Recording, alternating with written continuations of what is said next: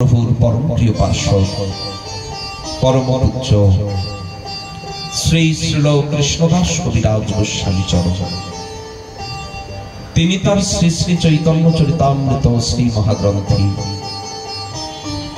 আদিলীলায় চতুর্দশ পরিচ্ছেদে মহাপ্রভুর বাল্যলীলা কীর্তন করতে গিয়ে বর্ণনা করলেন নন্দী শ্লোকে কথঞ্চন স্মৃতি যস্মিন দুষ্করং সুকরং ভবেৎ বিস্মৃতি বিপরীতং স্যাৎ শ্রীচৈতন্যং নমামি তং। আমি সেই শ্রীচৈতন্য মহাপ্রভুকে নমস্কার করি, প্রণাম করি। কথঞ্চন স্মৃতি যস্মিন দুষ্করং সুকরং ভবেৎ, যার কৃপা হলে অতি দুষ্কর কর্ম সুখকর বলে মনে হয়। পঙ্গুং লঙ্ঘয়তে শৈল মুকামাবর্তয়েৎ শ্রুতি। এই মাধবীর যদি কৃপা হয়, শ্রীকৃষ্ণ চৈতন্য ঈশ্বরের যদি কৃপা হয়, তাহলে অতি অনায়াসে একজন পঙ্গু গিরি শৈল লঙ্ঘন করতে পারে। একজন বধির ব্যক্তি অনায়াসে ভাগবত কথা বলতে পারে, কীর্তন করতে পারে। তাই অত্যন্ত দুষ্কর কর্ম যার কৃপায় সুখকর হয়ে যায়, তার চরণ অবশ্যই তো বন্দনা করতে হবে। তাই আমি সেই শ্রী চৈতন্য মহাপ্রভুর চরণকে বারংবার নমস্কার করি। আমরা গতকাল কিঞ্চিত আস্বাদন করে এসেছি মহাপ্রভুর আবির্ভাব লীলা। তিনি যখন এসেছেন সেই 1407 শকেল ফাল্গুনী পূর্ণিমায়, সময়ক্ষণে হয়েছিল চন্দ্রের গ্রহণ। সেই সময় সর্বজগৎ হরিনাম সংকীর্তনে মেতে উঠল। আনন্দ উৎসবে ধরণী আজ যেন আত্মহারা। ভক্তগণের আনন্দের সীমা নাই। নন্দ ভবনে যেমন আনন্দ উৎসব হয়েছিল, একই রকম জগন্নাথ মিশ্র ভবনে সেই আনন্দ উৎসব আমরা কাল আস্বাদন করে এসেছি। দেখুন, উনি তো সাক্ষাৎ সচ্চিদানন্দ বিগ্রহ। আগেই কবিরাজ গোস্বামী পাদ তত্ত্ব নির্ণয় করে দিয়েছে। যদ্বৈতং ব্রহ্ম পুনীষদি তদুপশ্যতনুভা য আত্মান্তর্যামী পুরুষ ইতি সহস্রাংশ বৈভব ষড়ৈশ্বর্য পূর্ণ য ইহ ভগবান স্বয়ম্ময়। অন্য কেউ নয়, স মানে সেই স্বয়ম্ময়, তিনি নিজে আবির্ভূত হয়েছে। কে? ন চৈতন্যাৎ কৃষ্ণ জগতি পরতত্ত্ব পরমিহ, সেই পরম তত্ত্ব যাকে বেদ উপনিষদ নানান পুরাণ সর্ব গ্রন্থ মুকুটমণি শ্রীমদ ভাগবত কীর্তন করেছেন। এতে চারু সকলা পুরুষ কৃষ্ণস্থ ভগবান, যিনি স্বয়ং ভগবান, যার হইতে অন্যের ভগবত্তা, স্বয়ং ভগবান শব্দে তাহাতেই সত্তা। স্বয়ং ভগবানকে আমরা অনেক ভগবত তত্ত্বের স্বরূপ আস্বাদন করি। বরাহ, নৃসিংহ, রাম, পরশুরাম, যজ্ঞ, ঋষভ, পৃথু, হংস, হয়গ্রীব, এমন অনেক অনেক অবতার, গুণাবতার, লীলাবতার, মন্বন্তর অবতার, সপ্তাবিশ অবতার, অনন্ত অবতার। কিন্তু এই সর্বস্বরূপের মূলটা কি? যেমন অনেক পাত্র যদি রাখেন, প্রত্যেকটি পাত্রে জল রেখেছে, ফাঁকা ঘরের ছাদে।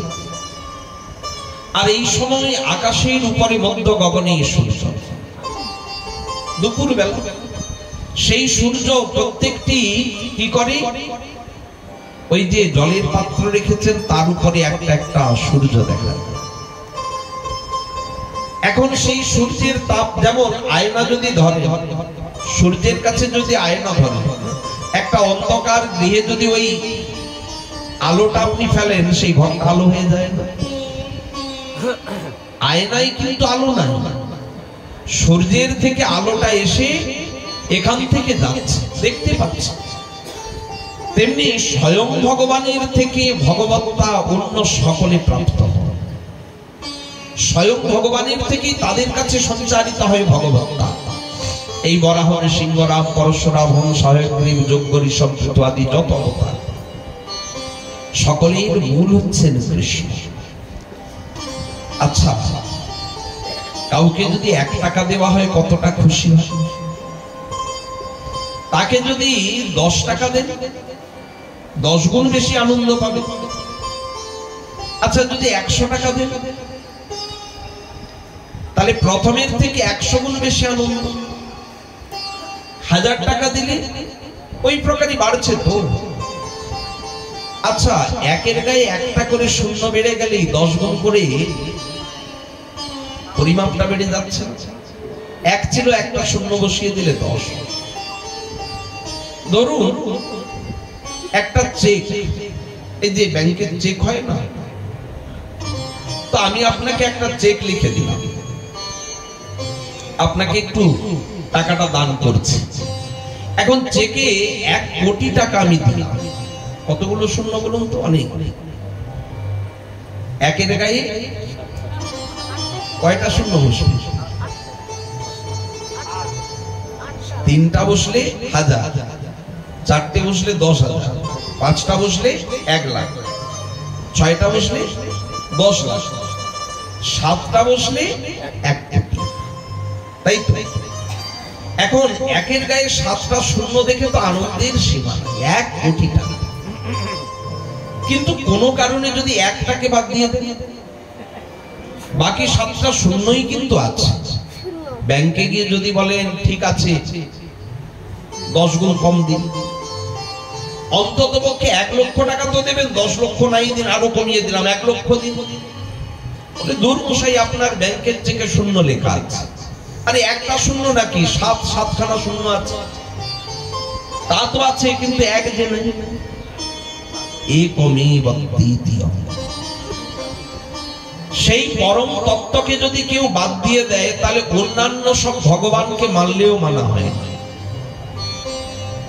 কবিরাজ গোস্বামীপাদ দৃষ্টান্ত দিলেন, এই যে পূর্বে জরাসন্ধ, শিশুপাল, অনেক রাজন্যবর্গ ছিল, এরা যে অভক্ত ছিল তা না। শিশুপাল ছিলেন পরম উত্তম ভক্ত। আমরা কতটা সদাচার পালন করি, কতটুকু আর নিয়ম আদর্শ রক্ষা করি, প্রয়োজন বোধে আমাদের নিয়ম। আজকে যদি মনে হয় 4 ফের মালা করেই বিশ্রাম, কাল সময় বেশি পেয়েছি, চলো 16 ফের করে নিই, ঘুরিয়ে নিই। পরের দিন আরেকটু সময় বেশি পেয়ে গিয়েছি, গিরিরাজ তটে গিয়েছি, গোবর্ধন পরিক্রমা করছি, চলো আজ তো আর কিছু কাজ নেই, একাদশী ব্রত নির্জলা যখন, চলো আজ নাম চলতেই থাকি। তাহলে 1 লক্ষই উতরে দিলাম। তার মানে আজ করছি, কাল যে করবো কোনো গ্যারান্টি নেই, ভরসা নেই। আমাদের এই প্রকার নিয়ম। ঘুম থেকে উঠে স্নান আদি সেরে আগে ঠাকুরের সেবা পূজা, কোনদিন বিশেষ প্রয়োজন পড়েছে অন্যের উপরে দায়িত্ব চাপিয়ে চললাম, সেদিন আর ফুল তুলসী কিন্তু চরণে পড়েও না, আমার হাতে পড়ে না, অন্য কারোর দ্বারা ঠাকুরের পূজা তো হচ্ছে, কিন্তু আমার তো করা হয়নি, চলে যাই কিনা। তার মানে আমাদের নিয়ম নীতিটা আমাদের সুবিধে মতো, আমার মতো করে সেবাটা। জরাসন্ধ এমন করতেন না, শিশুপাল এমন করতেন না, ষোড়শোপাচারী ঠাকুরজির সেবা পূজা না করে জলস্পর্শ করতেন। তাহলে বুঝুন কেমন ভক্ত। শুধু ভক্ত নয়, উত্তম ভক্ত বলতে হয়। কিন্তু আশ্চর্য, ভাগবত তাদেরকে অসুর বানিয়ে দিল। জরাসন্ধ শিশুপালকে ভক্ত বলে নাকি? ভক্ত তো প্রহ্লাদ। জরাসন্ধ শিশুপালকে কি বলে? বলে অসুর। আচ্ছা, এটা কেমন হলো? ভাগবত কেন অসুর বানিয়ে দিল? ওরা তো সদাচার করে, তাহলে অসুর বানালো কেন? ষোড়শোপচার করে পূজা করলে কি হবে? কৃষ্ণকে মানে পূজাটা করে বিষ্ণু। পূর্বে জয়ছে জরাসন্ধ আদিরাজগণ বেদ ধর্ম করি করেন বিষ্ণুর পূজন, পূজাটা করে বিষ্ণু। কিন্তু কৃষ্ণ নাহি মানি, তাহলে এক বাদ দিয়ে দিল, সাতটা শূন্য কিন্তু আছে। ওই যে এককে বাদ দিয়ে দেওয়ার কারণে কি হলো? তারে অসুর করে জানি। কলিতে তৈছে চৈতন্য না মানিলে তারে দৈত্য করি জানি। কারণ ন চৈতন্যাৎ কৃষ্ণ জগতি পরতত্ত্ব পরমিহং। এই শ্রীকৃষ্ণ চৈতন্য আর কেউ নন, তিনি পরম তত্ত্ব।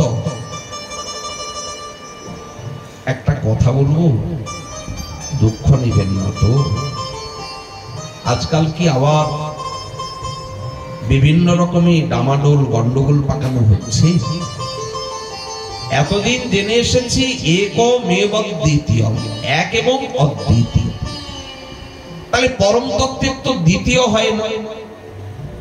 বাবা একটু সরে বসেন, আওয়াজটা ক্লিয়ার আসবে। এক এবং অদ্বিতীয়, একমেব দ্বিতীয়। তাহলে কৃষ্ণ চৈতন্য দেখছি তো দুই, এক তো নয়, তাই না? বলে হ্যাঁ দেখতে লাগছে দুই, কিন্তু আসলে দুই নয়। বলে তা তো আপনারা বলবেনই, আপনারা গলায় মালা নেন, তিলক করেছেন, শিখা রেখেছেন, ও তো মহাপ্রভুর দলে। আপনারা কি আর মানবেন না বলবেন যে আমাদের গৌর কৃষ্ণ নয়? আপনারা তো বলবেনই কৃষ্ণই গৌর। আসলে কৃষ্ণ তো এক, তিনি তত্ত্ব তো এক। বরাহ নৃসিংহের সঙ্গে কৃষ্ণকে এক স্বরূপে দেখা হয় না, উনি স্বয়ং তার অবতার। হ্যাঁ বলুন, চৈতন্যকে অবতার মানতে রাজি আছে, কিন্তু একেবারে ন চৈতন্যাৎ কৃষ্ণ জগতি পরতত্ত্বং পরমিহ, চৈতন্যকে পরম তত্ত্ব বানিয়ে দিচ্ছেন। তাহলে আমাদের কৃষ্ণ কি হবে? বলে কেন? এই যে বললেন ন চৈতন্যাৎ কৃষ্ণ জগতি, কৃষ্ণ এবং চৈতন্য। আরে বাবা, এক এবং অদ্বিতীয় হলে এবং শব্দটা আসবে কেন? এক কথা এলে তো এবং কথা আসবে না। দুই এলে কি বলি? উনি এবং ইনি। তাহলে এক তত্ত্বে তো এবং কথাটা আসে না। বলে দেখুন, বোঝার একটু গন্ডগোল হচ্ছে, একটা দৃষ্টান্ত দিলে বুঝতে সুবিধে হয়। কৃষ্ণচন্দ্র বৃন্দাবনে ধাঁধায় পড়ে গিয়েছে। আচ্ছা, আমি তো স্বয়ং ভগবান, তত্ত্বেও স্বয়ং ভগবান, শাস্ত্রও ঘোষণা করে দিয়েছে। সুপ্রিম কোর্ট যদি রায় দিয়ে দেয়, ভারতবর্ষে কেউ কিছু বললে কি আরো শুনবে? হাজার জন যাই কিছু বলে বলে, সুপ্রিম কোর্টের রায় এ সবাইকে মানতে হবে, তাই কি না? সেই প্রকার শ্রীমদ ভাগবত যেখানে বলে দিয়েছে কৃষ্ণ স্বয়ং ভগবান, আর কি কথা? আমি তো স্বয়ং ভগবান, আবার শাস্ত্রও বলে দিয়েছে, ঘোষণা করে দিয়েছে। কিন্তু আবার কিন্তু আসছে, কিন্তু দুটো অপূর্ণতা আমি অনুভব করি। দুইখানি অপূর্ণতা। একটা অপূর্ণতা কি? আমার কাছে অনেক প্রিয়জন আসে, এসে বলে দেখো তোমার বৃন্দাবনে ভাব ভক্তি বড় চমৎকার। জগতে অনেক ভক্ত আছে, কিন্তু তাদের ভক্তি একরকম। একরকম বলতে তুমি ভগবান সেই জন্য তোমাকে ভালোবাসে, তোমাকে ভক্তি করে। তবে হ্যাঁ, তারা যদি জানতে পারে তুমি ভগবান নয়, অন্য কেউ ভগবান, তারা কিন্তু তোমাকে ছেড়ে অন্যকে বুঝবে। যে ভগবান তাকেই বুঝবে। কিন্তু এই ব্রজবাসী তারা কেউ ভগবান বলে জানে না, কিন্তু তোমায় ভালোবাসে। আবার কেউ যদি গিয়ে জানায়, ওরা মানে না। আরে দূর, আমাদের কৃষ্ণ কি করে ভগবান? এটাই হচ্ছে ব্রজভক্তির চমৎকারিতা। মোর পুত্র মোর সখা মোর প্রাণপতি, এই রূপে মরে দেই করে শুদ্ধা ভক্তি। এই শুদ্ধা ভক্তি কোথাও নাই, তাহলে অন্য জায়গার ভক্তিটা কি অশুদ্ধ? কথাটা একটা কেমন লাগে না শুনতে? ভক্তি বলছি আবার অশুদ্ধ, এটা বলা যায়? কিন্তু অপ্রিয় হলেও তো সত্য, অপ্রিয় হলেও কি সত্য? ভগবানের প্রতি সম্পূর্ণ মমত্ববোধ না থাকলে, একান্ত ঐকান্তিক আন্তরিকতা না থাকলে, সেই ভক্তিকে একেবারে খাঁটি সোনা বলা যায় না। এই যে অলংকারে একটু আধটু কিছু ভেজাল দিয়ে অলংকারটা করতে হয়, একেবারে খাঁটি সোনায় কখনো অলংকার হয় না, তাই না? তার মানে কি সোনাটার কি তাই বলে মূল্য কম? সোনার কি মর্যাদা নেই? আছে, কিন্তু সেই সোনাটা একেবারে খাঁটি কিন্তু নয়, একটু খাদ মেশানো আছে। খাদটা কি শুনলে অবাক লাগবে, জগৎ মানবে কি মানবে না? মহাপ্রভুর আদর্শ, মহাপ্রভুর যে শিক্ষা, এটা জগতের পক্ষে মেনে নেওয়া কঠিন। আচ্ছা, তাদের ভক্তির ভেতরে অশুদ্ধি কোনটা? বললেন ঈশ্বর বুদ্ধিটাই অশুদ্ধ। জগৎ যেটাকে শুদ্ধ বলে বিচার করে, উনি ভগবান জেনে ভজন করছে, এটাই তো সব থেকে শ্রেষ্ঠ। বলেন না, উদ্ধব তার প্রমাণ, উনি তো জানতেন। তাহলে জানার পরে উনি শ্রেষ্ঠ ভক্ত, জগতে সবার কাছে পূজা। উনি তাহলে কেন বৃন্দাবনে একটা লতাগুলো হতে চাইছেন? বৃন্দাবনে কিমপি লতাগুলো মনুষ্যধীনা। উদ্ধব চাইছেন এই বৃন্দাবনের গোপিকাগণের যদি একটা চরণের ধুলি হতে পারতাম। না না, পুরো চরণে যত ধুলি লাগে এত ধুলি হওয়ার যোগ্যতা আমার, একটা ধুলি। বন্দে নন্দ ব্রজ স্ত্রীনাং পাদম, এক বছর পাদম রেণু অভিঘ্ন, একটা চরণের ধুলির বন্দনা করছে। আমি তার সকল চরণের ধুলির কি মহিমা গাইব? একটা চরণের ধুলি অভিঘ্ন সর্ববাধাকে হটিয়ে দেয়। জীবনের পরম প্রাপ্তি এই ব্রজপ্রেম ভক্তি একমাত্র তাদের চরণের ধুলি কণিকার স্পর্শেই লাভ হতে পারে। তাহলে এই বৃন্দাবনের ভাব ভক্তিটি কেমন? যা চায় উদ্ধব। এ জগতে ব্রহ্মার থেকে তো শ্রেষ্ঠ আর শাস্ত্রজ্ঞ কেউ নেই, যিনি অহরহ 4টা মুখে বেদ পাঠ করছে। ওনার কাছে শ্রোতাগণ আমাদের মতো সাধারণ শ্রোতা নয়, চতুর্শন মুনি বসে আছে। তারা একেবারে ভগবত পরিকর, শুধু পরিকর নয়, উত্তম ভক্ত বললেও যেন কম বলা হয়ে যায়। এহেন ব্রহ্মাজি তিনি পর্যন্ত এই বৃন্দাবনের ভাব ভক্তি দেখে আর লোভ সামলাতে পারছে। আমি যদি বৃন্দাবনে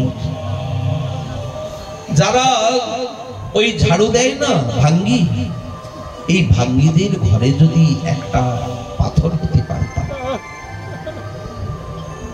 তাহলে এই ব্রজপ্রেম ভক্তি কেমন? এরা তো আমার কাছে চাইছে প্রভু দাও, কিন্তু ঠাকুরজি তো দিতে পারছেন না।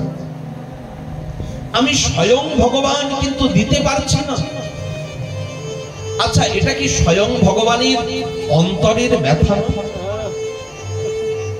আমার এত প্রিয় বন্ধু, ধরুন খুব অন্তরঙ্গ বন্ধু, প্রিয়তম, আজ বড় বিপদে পড়েছে, খুব অর্থ কষ্টে পড়ে গিয়েছে।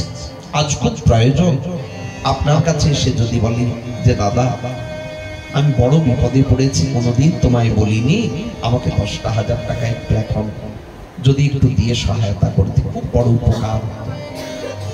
আপনি দেখে বুঝছেন সে তো কোনো ছলচাতুরি করে টাকাটা চাইছে না, উপায় নাই, নিরুপায় ভেবে আমাকে প্রিয়জন জ্ঞান করে এসেছে। আপনার যথাসাধ্য তাকে সহায়তা করা উচিত, যদি বন্ধু ভাবে, প্রিয়জন যদি ভাবে, তাই না? আর যদি না দিতে পারেন, আপনারও হয়তো আর্থিক সচ্ছলতা সেই প্রকার নয়, দেওয়ার মতো সামর্থ্য আপনার নাই, অন্তরে কিন্তু একটা কষ্ট হয়, চাইতেও দিতে পারলাম না, সে তো আলাদা কথা, সামর্থ্য নেই। কিন্তু সামর্থ্যবান ব্যক্তি অন্তর আছে, আন্তরিকতা আছে, অথচ যদি না দেয় বা না দিতে পারে, তাহলে তো এটা মনে হবে আমার তো তাহলে যোগ্যতা, এত অর্থ সম্পত্তি কিসের? স্বয়ং ভগবান তো আর অসমর্থ নন, তাহলে স্বয়ং ভগবত্তা থাকে না। স্বয়ং ভগবান তিনি মনে মনে চিন্তা করছেন, বন্ধুগুলি এসে চাইলো হরিহর এক আত্মা, লোকে বলে, তাহলে কত প্রিয়। সে এসে বললো, এই বৃন্দাবনে একটু আমাকে গোপী প্রেমটা দাও না, এই দেখো আমি গোপী সেজে ভেতরে ঢুকেছি, বার করে দিও না। ঠাকুরজি শুনলেন, বেরো, আগিয়ে দিলেন রাসস্থলী থেকে। যার নাভি পদ্ম থেকে জন্ম স্বয়ং ভগবান, তারই তো পুত্র। ব্রহ্মা বলছেন না তুমি পিতা। গোপবালকরা এসে বলছে, হ্যাঁ রে কানাই, তুই তো ভালোই ছলিয়া। ছলিয়া মানে বুঝেন তো, যে খুব ছল চাতুরি করে তাকে বলে না ছলিয়া, হিন্দি ভাষা। বাংলায় কি হবে ছলিয়া কি? তো যাই হোক, গোপালকে বলছে তুই তো ভারী ছলিয়া, আরে আমাদের কতদিনের মনের ইচ্ছা, তুই আমাদের কত প্রিয় সখা, তোর বিয়ে হবে ধুমধাম করে, আমরা খুব নাচবো, আমরা বরযাত্রী যাব, আর তুই কবে কবে ভিতরে ভিতরে বিয়ে করে ফেলেছিস, আমাদেরকে জানাসনি। গোপাল বলে, দূর, আমার বিয়ের বয়স হয়েছে। কে বলেছে আমি বিয়ে করেছি? বলে, বিয়ে না করলে তোর ছেলে হলো।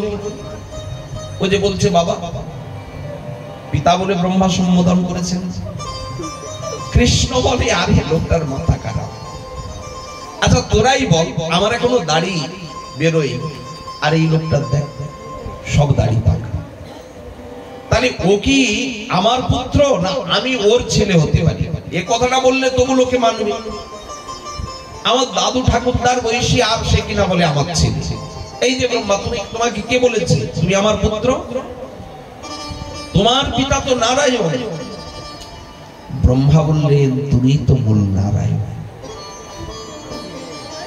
নারীর আয়ন, নারো মানে বিশ্ব, বিশ্বের যে আশ্রয়, সে তো মূলাশ্রয় তুমি, মূল নারায়ণ তুমি। ঠাকুর ঠকাতে পারবে না। লোকে বলে না ঠাকুরও ঠকিয়ে দেয়, বলে না, আরে আমায় কি ঠাকুর পেয়েছো ঠকিয়ে দেবে? ঠাকুর আমাকে আর ঠকাতে পারবে না। কেন? আমি দেখেছি সব নারায়ণ তোমার ভিতরে প্রবেশ করেছে। ব্রজলীলা গোবৎস হরণের পরে যখন পরে ওনার ধ্যান ভাঙলো, ঠাকুরজি যখন কৃপা করলেন, কি দেখলেন? সব বালক, সব সেই বাছুরগুলি নারায়ণ মূর্তি ধরলো, পরে সব নারায়ণ মূর্তি গিয়ে গোবিন্দে মিলে গেল। তাহলে ওনার থেকে বেরিয়েছিল, ওনাতে গিয়ে প্রবেশ হয়েছিল। যে গোলকপতিকে গোলকে এক স্বরূপে দেখি, এখানে দেখলাম লাখো লাখো ঘুরছে। তাহলে প্রভু তোমার মহিমা কে জানে? কিন্তু কৃষ্ণের মনে দুঃখ, আমি স্বয়ং ভগবান, আমার এত প্রিয় ব্রহ্মা, সে চাইলো আমার কাছে একটা পাথর হতে দিতে পারে, ব্রজের কিন্তু দিতে পারি। আমরা কৃষ্ণের প্রণাম মন্ত্রটা কি বলি? হে কৃষ্ণ। সিন্ধু মানে কি গো? সাগর, করুণার সাগর। সাগরের কুল আছে নাকি? নদী নয়, পুকুর নয়, বড় পুষ্করণী কিন্তু নয়, সাগর, তাই না? সাগরের তো কখনো চারিদিকে কোথাও কুল দেখতে পান? সাগরের কুল দেখা যায় না। এত বিশাল জলরাশি, একদিকে দাঁড়িয়ে আরেক দিকের কুল কখনো কেউ দেখতে পায় না। ছোটবেলায় মজা করে কাকু, জেঠু, দাদু এরা সব মজা করে পুরীতে নিয়ে গিয়ে বলতো, ওই দেখ ওপারে কত নারকেল গাছ, দেখতাম নারকেল গাছ, বলে ওই তো ওপারেই তো নারকেল গাছ দেখা যাচ্ছে না। আচ্ছা, পুরীর সমুদ্রের ওপারে নারকেল গাছ দেখতে পান? কিন্তু ছোটবেলায় মনে করুন কাকু জেঠু মজা করে সব বলতো কিনা, আমরাও ছোটদেরকে বলি ওই দেখ ওপারে নারকেল গাছ দেখা যায় কি? আরে দেখা যাবে কোথায়? কত শত কিলোমিটার দূরে যে ওর কুল, তার কোনো হিসেব কারোর জানা যায়। এই জন্য তো সাগর। তাহলে কৃষ্ণ হচ্ছে করুণার সাগর, কুল আছে। আচ্ছা, কুল তো নেই, কিন্তু যেখানে দাঁড়িয়ে আপনি দেখছেন পুরীর সৈকতে কি দীঘায় যদি যান, দীঘার সৈকতে দাঁড়িয়ে, তাহলে এটা কি একটা কুল নয়? ঢেউগুলো আসে আর ওখান থেকে ঘুরে ফিরে চলে যায়। দেখেন না, এরপরে সব বড় বড় হোটেলগুলি সব গড়ে উঠেছে, আপনজন, একান্ত আপন, সব হোটেল লেখা থাকে না? কিন্তু দেখবেন এই হোটেল মালিকগুলি জানে যে সাগর অনন্ত হলে ওখান থেকে এসে আবার ঘুরে ফিরে চলে যায়। ওখান থেকে এখানকে কখনো ছোবে না। এই একান্ত আপন আমি, আমাকে কখন কোনোদিন ছোবে না। ও তো ওখান থেকে আবার চলে যাবে ফিরে, তাই না? কৃষ্ণ হচ্ছেন করুণার সিন্ধু, কুল নাই, সীমা নাই। কিন্তু যেখানে দাঁড়িয়ে ওই ব্রহ্মাজি দেখছেন সেটা তো একটা কুল, আটকে যাচ্ছে, পাচ্ছে তো জলটা এসে ওখান থেকে ছলক করে আবার চলে যাচ্ছে। একান্ত আপন ও দাঁড়িয়ে আছে, উনি ভাবছে সাগর নিশ্চয় আসবে, তার তো কুল নেই, ভেঙে নিয়ে নিশ্চয়ই চলে আসবে, কিন্তু সাগর আসছে।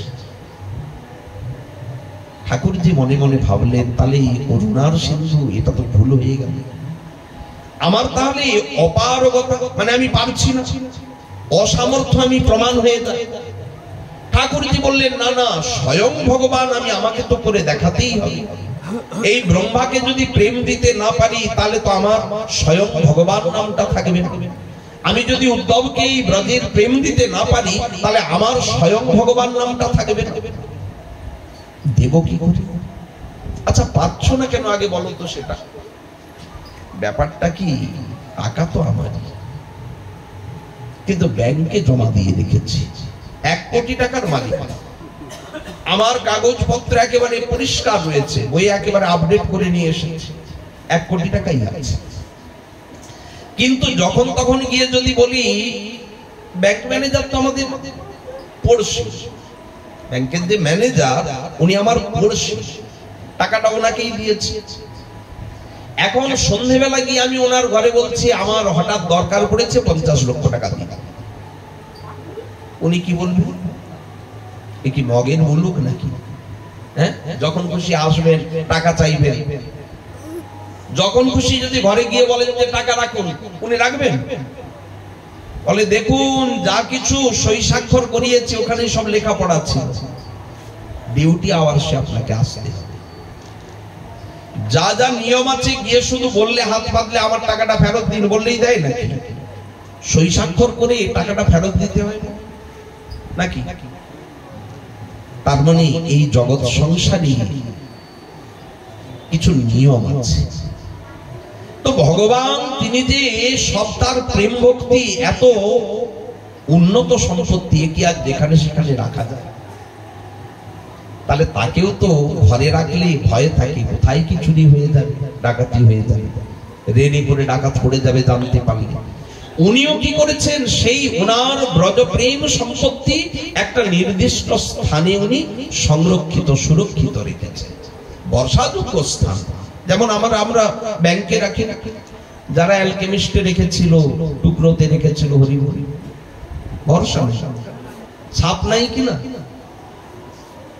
আমাদের যে অশোক স্তম্ভ দেওয়া ছাপটা তো নেই, কিন্তু পোস্ট অফিসে যদি রাখে কেউ যদি, ওই যে আমাদের ভারত সরকারের অনুমোদিত যে সমস্ত ব্যাংক আছে ওখানে কিন্তু টাকা ডোবে, মার যায় কি? আপনার যা লেখাপড়া আছে ঠিক তাই পাবে, এতটুকু কমও দেবে না, এতটুকু বেশি দেবে। এরা লোভ দেখায়, 2 বছরে 3 গুণ করে দেবে, 5 গুণ করে দেবে, 5 বছরে 7 গুণ। এই লোভে পড়ে মানুষ দিল, বলে ভরসা কিন্তু নাই, আজকে দিচ্ছেন কালকে হরি হরি। আচ্ছা, নামটাও তো চিট ফান্ড, সিটিং কথা আমরা বলি না মাঝে মাঝে, কিন্তু মানুষের চিট ফান্ডে কি করে বিশ্বাস হয়? আজ ভগবান চিন্তা করছে ভাই কোনো চিট ফান্ডে রাখা যাবে না, কে কোথায় এদিক ওদিক করে দেবে, তাই আমার এত মূল্যবান প্রেম সম্পত্তি আমি কোথায় রাখবো? রাধারানীর ভান্ডারে উনি রেখেছেন সেই সর্বপ্রেম সম্পত্তি সঞ্চিত। এই যে বৃন্দাবনে যা কিছু দেখছেন, যত প্রেমের যা কিছু, সবই তো রাধারানীর থেকে প্রকাশ। এই লতা গুল্ম, এই পরিবেশ, প্রকৃতি সবই রাধারানী। গোবিন্দকে সুখ দেয় একমাত্র রাধারানী, আর কেউ পারে না। সবাই সুখ চায়। আমরা কি করি? ভজি হরি চাই ছেলের চাকরি, ভজলাম হরি চাইলাম ছেলের চাকরি, ভজলাম মুকুন্দ, ভজলাম গোবিন্দ, চাইব কি নিজের আনন্দ। এই হচ্ছে আমাদের কাজ কারবার, মানে লেনা দেনা। আমরা বলি না, তুমি কি আমার পর? ফেলো করি মা কোতে, তুমি তো আমার পর না। ঠাকুরের সঙ্গেও সম্পর্ক এরকমই বানাই, আমি তোমার ভজন করেছি, তাহলে আমার বিপদের দিনে কেন তুমি সাহায্য করবে? আমরা মানত করি, যদি আমার ছেলে চাকরি পায়, অষ্টম প্রহর নাম যোগ্য দেব, 1000 বৈষ্ণব সেবা দেব। কিন্তু যদি না পায়, ওই বুড়ো আঙুল কাঁচা গোলা বলে আর কিছু নি দেব। তো এই জগৎ সংসারে ভগবান প্রত্যেকের দিকে তাকিয়ে দেখেছেন, কিছু না কিছু স্বার্থে আমাকে চায়, কিন্তু একমাত্র রাধারানী যে কখনো কোনো স্বার্থে আমাকে ভালোবাসে, বিনা স্বার্থে ভালোবাসে। তাই এই রাধারানীর কাছে সেই সর্বোত্তম প্রেম তিনি রেখেছেন। এখন যদি বলি যে আমার ভক্ত চাইছে দাও, আরে তোমার তো দরকার, কিন্তু নিয়ম কানুন আছে না। ম্যানেজারের কাছে টাকা চাইলেই যেমন দেয় না, আরে আপনি সময় মতো 10টার সময় আসুন, কাগজপত্র সব লিখুন, আপনার টাকা আপনারই আছে, অন্যের নয়। তেমনি গোবিন্দের যে এই প্রেম সম্পত্তি সবক্তে শ্রেয়, এটা কিন্তু অন্য কোনো ভগবানের প্রেম সম্পত্তি নয়। রাসলীলা আর কারো স্বরূপে কিন্তু দেখা যায় না, আছে কি? একমাত্র কৃষ্ণই হচ্ছেন এর অধিকার, স্বয়ং ভগবান। সেই স্বয়ং ভগবান তার প্রেম সম্পত্তি রাধারানীর কাছে রেখেছে। এখন চাইছে আমায় দাও, বলে সই করো, স্বাক্ষর করো, নিয়ম মানলে দিয়ে দেবে। রাধারানীর কাছে গোবিন্দকে কি নিয়ম মানতে হবে? বলে লেখাপড়া করেছো, আমার সবকিছু তোমায় দিয়েছি, তাহলে এখন যদি আমার থেকে নিতে চাও, তাহলে আমাকেও তোমার করে নাও। গোবিন্দ বলে বাহ বাহ বাহ, এই তো উত্তম। আমি যদি রাধাকে সাথে করে নিয়ে গিয়ে এই প্রেমের ভান্ডার সবার কাছে গিয়ে বিলিয়ে দিই, আজ তাই কৃষ্ণ গৌরাঙ্গ হয়ে গিয়েছে। আচ্ছা, তাহলে সেই কৃষ্ণই তো গৌরাঙ্গ? বলে হ্যাঁ, ব্রজেন্দ্র নন্দন যেই সচিসুত হলো সেই। ঠাকুর মশাই বলছেন, যিনি কৃষ্ণ তিনি গৌরাঙ্গ। আচ্ছা, তা তো বুঝলাম, তাহলে মহাপ্রভুকে বাদ দিয়ে শুধু কৃষ্ণকে ভজলে হবে? একই। তাহলে মহাপ্রভুকে বাদ দিয়ে কেবল কৃষ্ণকে ভজব? বললেন তা বললে হবে না। এ আবার কি কথা? একই যদি হয়, একই ব্যক্তি যদি হয়, একই লোক যদি হয়, তাহলে হবে না টাকে। বলে বিষয়টা কি জানেন? একটা দৃষ্টান্ত দিলে বুঝতে পারবেন। একজন পড়শি মেয়ের বিয়ে লেগেছে, দরিদ্র অভাবী। আগেকার দিনে মানুষ খুব অভাবী দরিদ্র থাকতো না, এখন অভাবটা অনেক কেটে গিয়েছে। এখন বন্ধুর কাছে গিয়েছে, বন্ধু আমার মেয়ের বিয়ে, দেখ তুই ছাড়া আর ভরসা নেই। বন্ধু বলে আচ্ছা তোর কি মাথাটা খারাপ? আমারও তো অবস্থা এত ভালো নয় যে তোর মেয়ের বিয়েটা আমি একা হাতে দিয়ে দেব। আর সবচেয়ে বড় কথা, তথাপি আমার কাছে বলেও তোর লাভ হতো যদি আমাদের রাজ্যে রাজা দানি ধ্যানী না হতো। আমাদের রাজ্যে কারোর কিছু অভাব অনটন হলে তো রাজার কাছে গিয়ে সরাসরি বলে। কেন? আরে রাজা এত দানি, তার হৃদয়টা এত দরাজ, কেউ কিছু চাইলে সে বেশি বেশি করে দেয়। তুই তো জানিস না, জানিস না? বলে না আমি তো রাজার কথা কিছু জানি। আরে দেখ, রোজ গঙ্গার ঘাটে রাজামশাই গিয়ে আঁচলা আঁচলা সোনা দানা সব বিলাতে থাকে। উনি গঙ্গা স্নান করে, ওনার নিয়ম সকাল হলেই গঙ্গায় স্নান করে উঠে যাওয়ার সময় সোনা দানা বিলাতে বিলাতে সব যেই হাত পাতে তাকেই দেয়।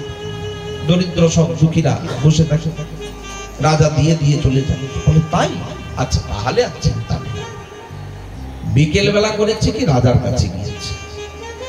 এখন বিকেল বেলা রাজা তো রাজসভায় মন্ত্রী পার্ষদদের নিয়ে গুরুত্বপূর্ণ আলোচনায় ব্যস্ত আছে, আর ওরও খুব দরকার, মেয়ের বিয়ে লেগেছে, টাকার দরকার।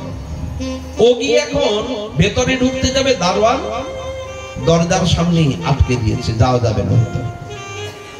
আমি রাজার কাছে যাব, বলে বুঝেছি এখন হবে না।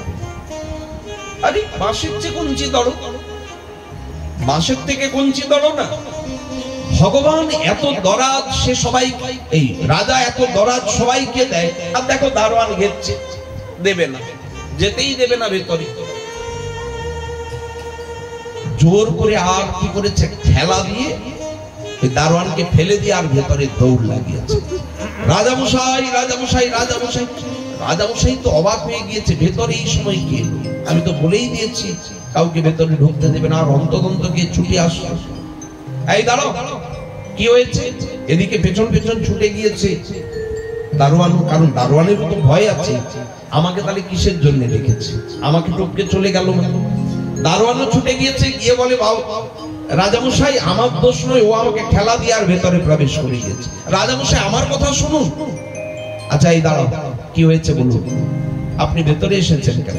রাজামশাই আমার খুব দরকার, আপনার খুব মহিমা শুনেছি, আপনি নাকি খুব দরাজ দিলদরিয়া মানুষ, আপনার কাছে কেউ কিছু চাইলেই নাকি দেন। তো আমার তো মেয়ের বিয়ে, আপনি যদি কৃপা করে আমাকে কিছু সাহায্য করেন। এই কথা শুনে রাজার তো মাথাটা গন্ডগোল হয়ে গেল, হঠাৎই স্বাভাবিক। আচ্ছা এত বড় রাজ্যের বিষয়ে একটা আলোচনা, সেখানে একজনের ব্যক্তিগত সামান্য স্বার্থ, কোথায় হাজার লক্ষ জনের চিন্তা আর কোথায় একজনের চিন্তা, কোনটার দাম বেশি? দারোয়ানকে বলে ঘাড় ধাক্কা দিয়ে বার কর। দারোয়ান তো বাঘ পেয়েছে, তাকে এমনি ঠেলা দিয়ে এসেছিল, রাগ আছে বেটার উপরে, গাড়ে ধরে আর বলছে চল, একেবারে ভেতর থেকে ঠেলা দিয়ে বার করেছে। এই এসে বলছে, বন্ধু তুমি তো বললে খুব রাজা নাকি দিলদরিয়া। আরে মহাকঞ্জুস, আমার কথাই ঠিক মতো শুনলো না, ঘাড় ধাক্কা দিয়ে আমাকে বার করে দিল। বলে কোথায় গিয়েছি? কেন? রাজসভায় গিয়েছিলাম, তোমারই তো কথা শুনে। রাজা খুব দিলদরিয়া আমার। কখন গিয়েছিলে? এই তো বিকেলে। বলে তা তো ধাক্কা দেবি ভাই, ঠিকানাটা ভুল করে ফেলেছি। আচ্ছা কিছু আর কাউকে বলতে হবে না, কাল সকালে তুমি আসো ঠিক ভোর 5টায়। ঠিক আছে, ভোর 5টায়। আর হাতে ধরে নিয়ে গিয়েছে গঙ্গার ঘাটে। রাজামশাই 6টার সময় এসেছে স্নান করতে, রোজই আসে।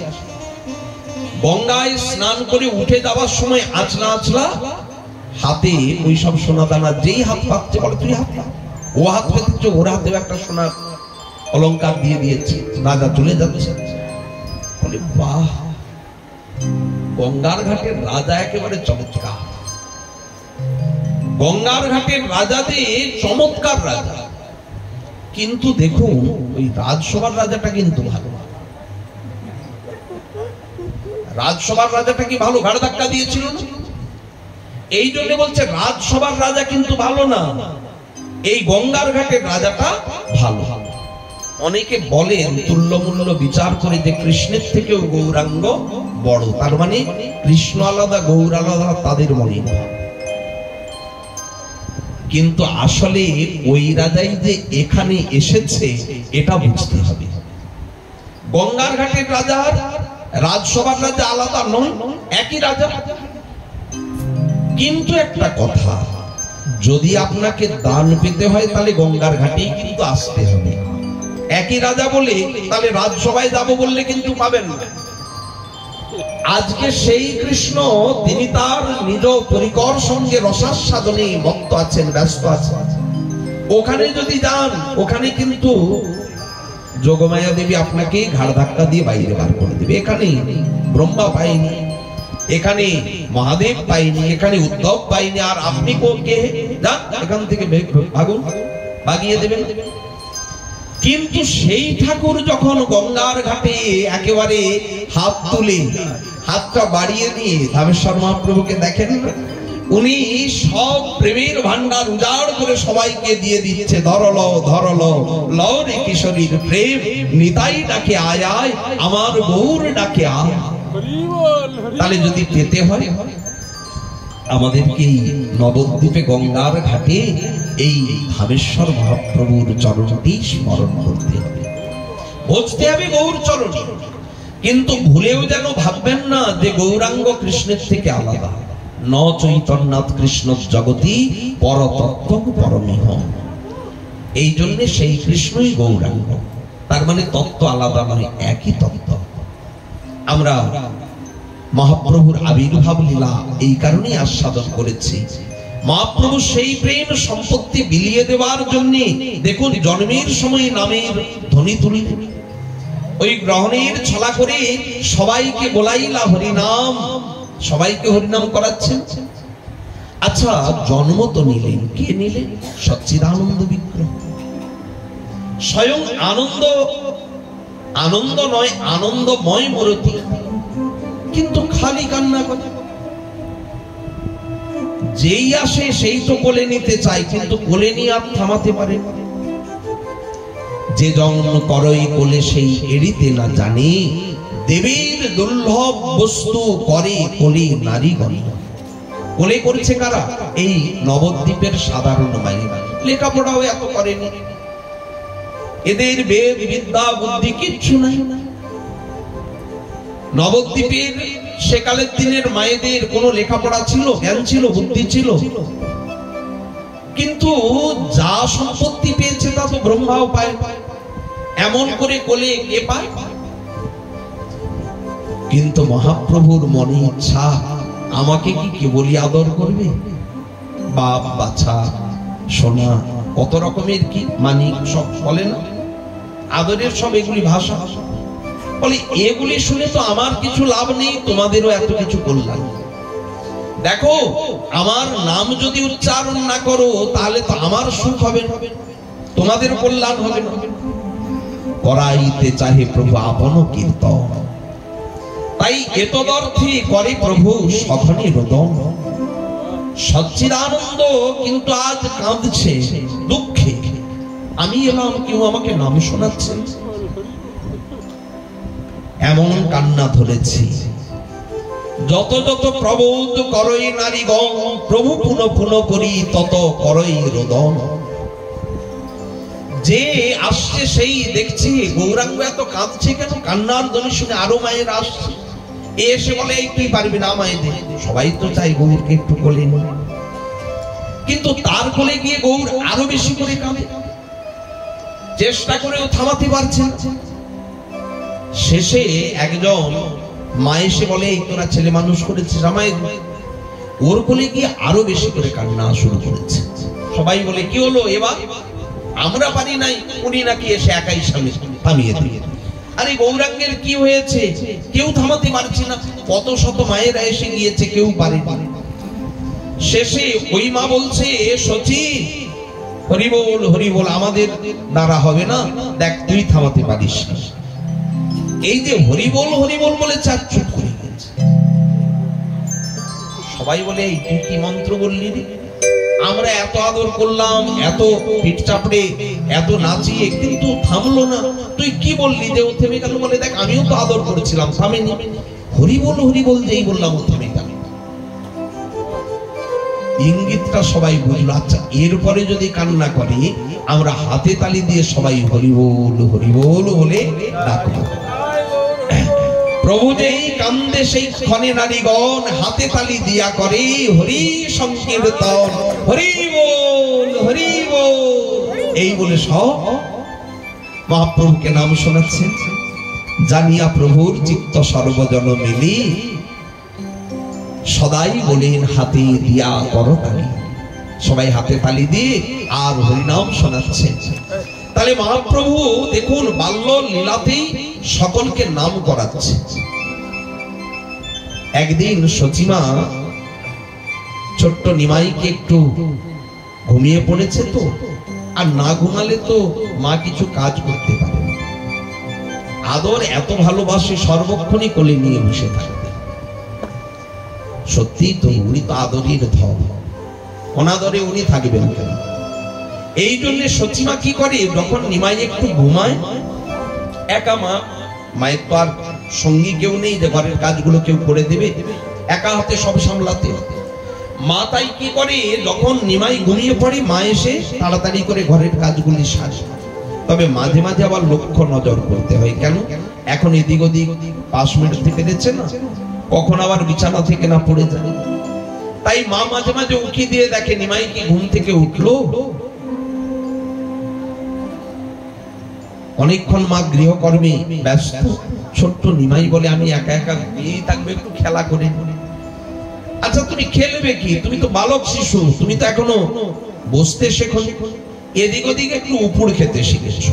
ওকে বলো উত্তান শয়, উপুড় খেয়ে থাকে, দেখবেন আপনি শুইয়ে দিলেন উপুড় খেয়ে যাবে, এদিক থেকে পাশ মেরে ফেলে। তা এখন সেই বালক পাশ ফিরতে শিখেছে না। ছোট্ট গৌর যখন ঘুমোচ্ছিল মনে মনে ভাবলো একটু খেলা করে। কি খেলবে? ঘরে যা কিছু ছিল সবকে উল্টে পাল্টে সব গোটা ঘরে, মানে মুগ ডালের যে মুগের যে ভাণ্ড, চালের ভাণ্ড, তেলের ভাণ্ড, দধি, দুগ্ধ, ঘৃত সব আলাদা আলাদা পাত্রে আছে। এখন আর আলাদা আলাদা নেই, সব এক হয়ে মাটিতে গড়াগড়ি যাচ্ছে। এদিকে বেশ কিছুক্ষণ পরে মা আসছে, মায়ের যেই চরণে নুপুরের ধ্বনি শুনেছে, ছোট্ট গৌর আবার উঠে গিয়ে শুয়ে পড়েছে। তত্ত্বে তো উনি ভগবান এতক্ষণ সেই আলোচনাই করেছে।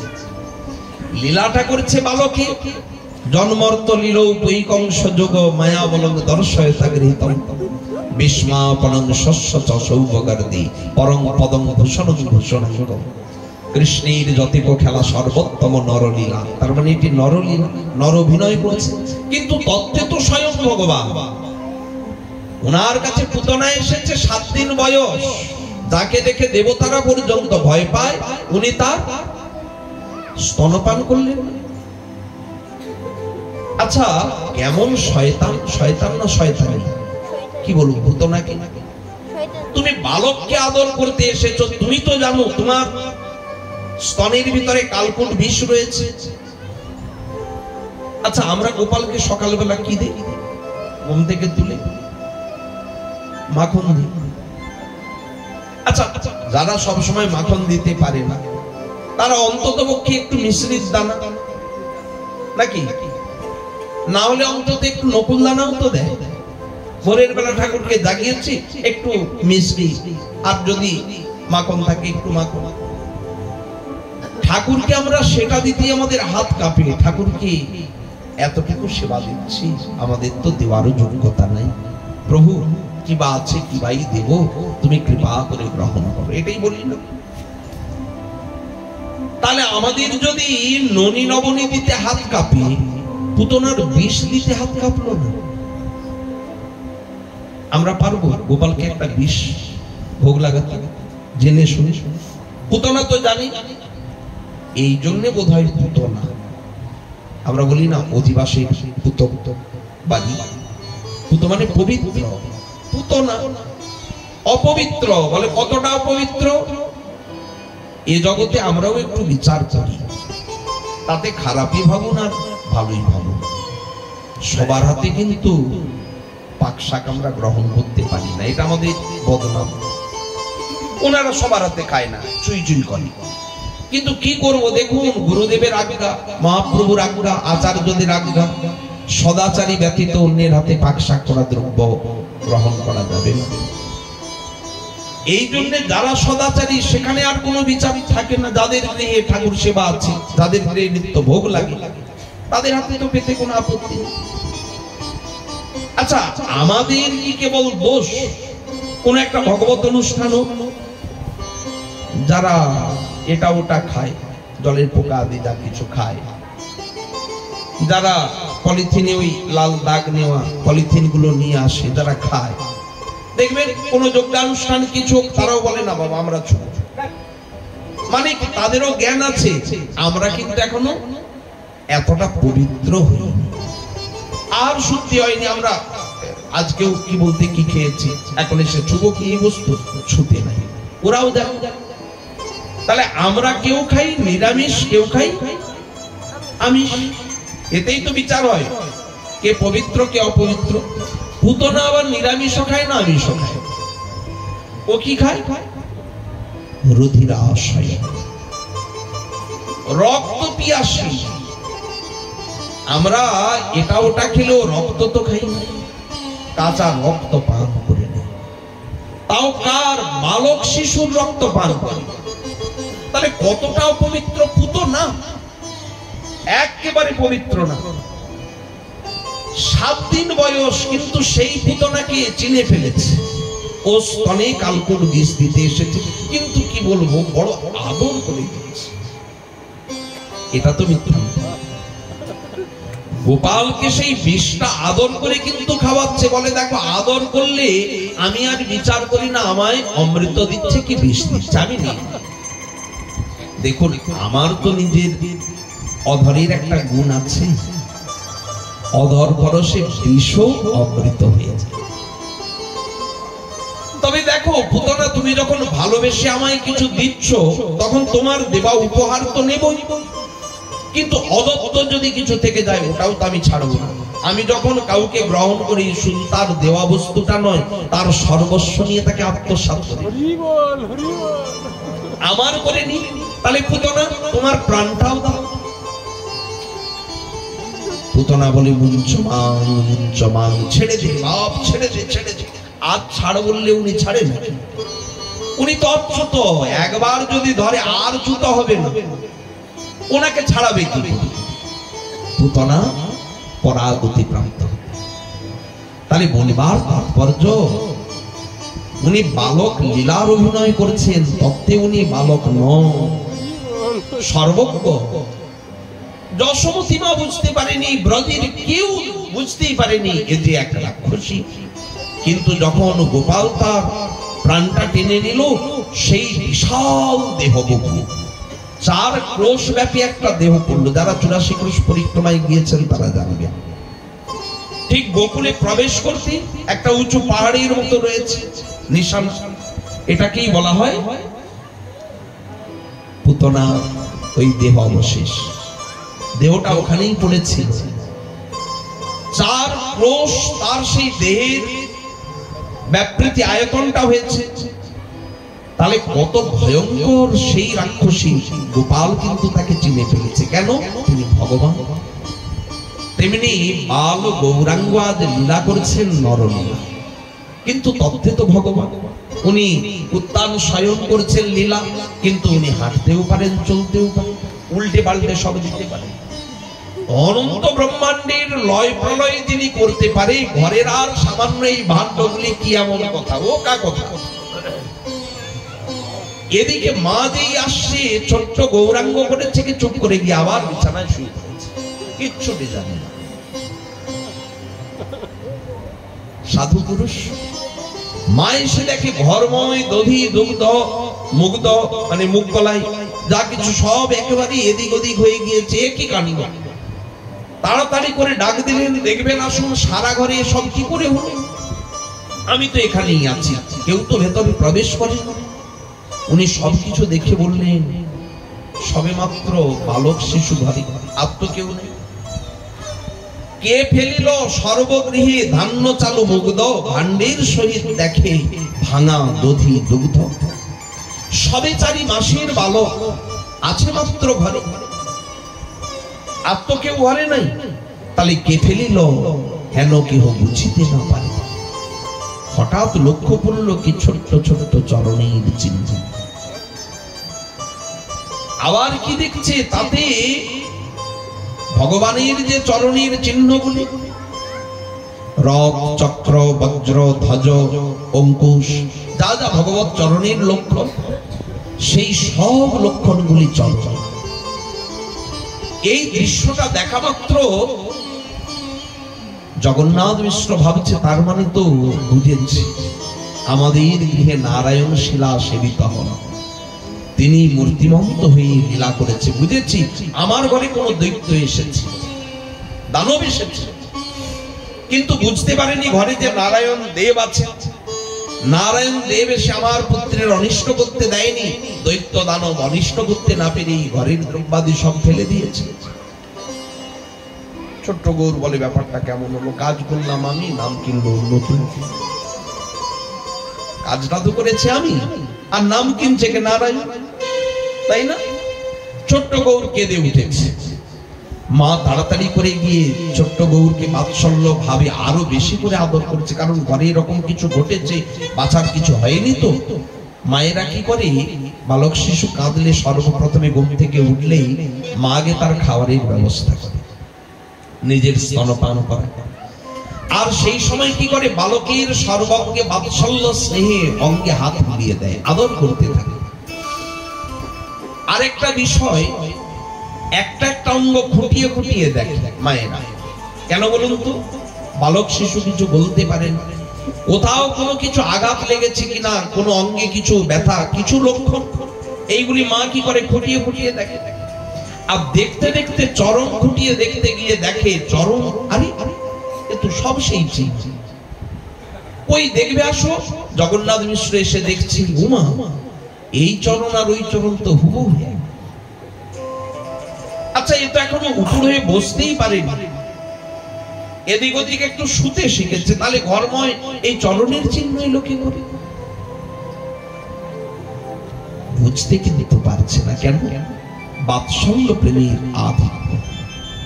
বুঝেছি নারায়ণ কৃপা করেছে, আমার বালক সাধারণ বালক কোথায় নয়।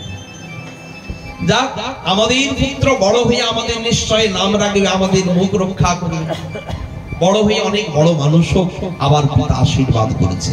আচ্ছা, ঈশ্বরের চিহ্ন দেখার পরে আশীর্বাদ কে করে? ও একমাত্র নন্দ যশোমতীই করতে পারে। এই নবদ্বীপে জগন্নাথ মিশ্র সচিমাই করতে পারে। চরণের ধুলি না নিয়ে গেলে পায়ের থেকে নিজে চরণের ধুলিটা নিয়ে গোপালের মাথায় দিয়ে দেয়, গৌরাঙ্গের মস্তকে দেয়। এই বাৎসল্য প্রেমের দৃষ্টান্ত ত্রিভুবনে আর কোথাও নেই। ছোট্ট গৌরাঙ্গ এই রূপে খেলা করছেন। একদিন ছোট্ট গৌর, এখন তো জেদি, একটা নাকি প্রবাদ আছে, যে বালক শিশুর জেদ খুব বেশি, বড় হয়ে সে কিন্তু যদি সৎ পথে থাকে সে সর্বোচ্চ স্তরে যেতে পারে। জেদ না থাকলে সর্বোচ্চ স্তরে যাওয়া যায় না। কিন্তু হ্যাঁ, জেদটা যদি ভালো মুখে প্রতিফলিত হয়, আর যদি খারাপ দিকে চলে যাবে তাহলে লাদেন হয়ে যাবে। লাদেনের বুদ্ধি কি কম নাকি? সারা বিশ্বকে দাপিয়ে বেরিয়েছে, তাই না? আবার দেখুন, এই বিশ্বে কতখানি কল্যাণ সাধন করেছেন এক এক বিজ্ঞানী, তাই না? জগতের কাজে লাগিয়েছে তারা তাদের বুদ্ধিকে। তো এই জন্য বলছেন যে ছোট্ট গৌরাঙ্গ যখন বড় হবে না জানি কি হবে, এত জেদ, যেটা যখন বলবে সেটাই চাই। একদিন মায়ের কাছে ধরেছে বায়না, চাঁদ দিলে দাও। ছোট্ট শিশু আকাশে পূর্ণিমার চাঁদটা দেখে এখন হাত বাড়িয়েছে, চাঁদই চাই। এমন কান্না শুরু করেছে, আর থামাতে পারছে না, মানে এখন চাঁদ না দিলে আরো। আচ্ছা, কি করে চাঁদ এনে দেওয়া যায় বলুন?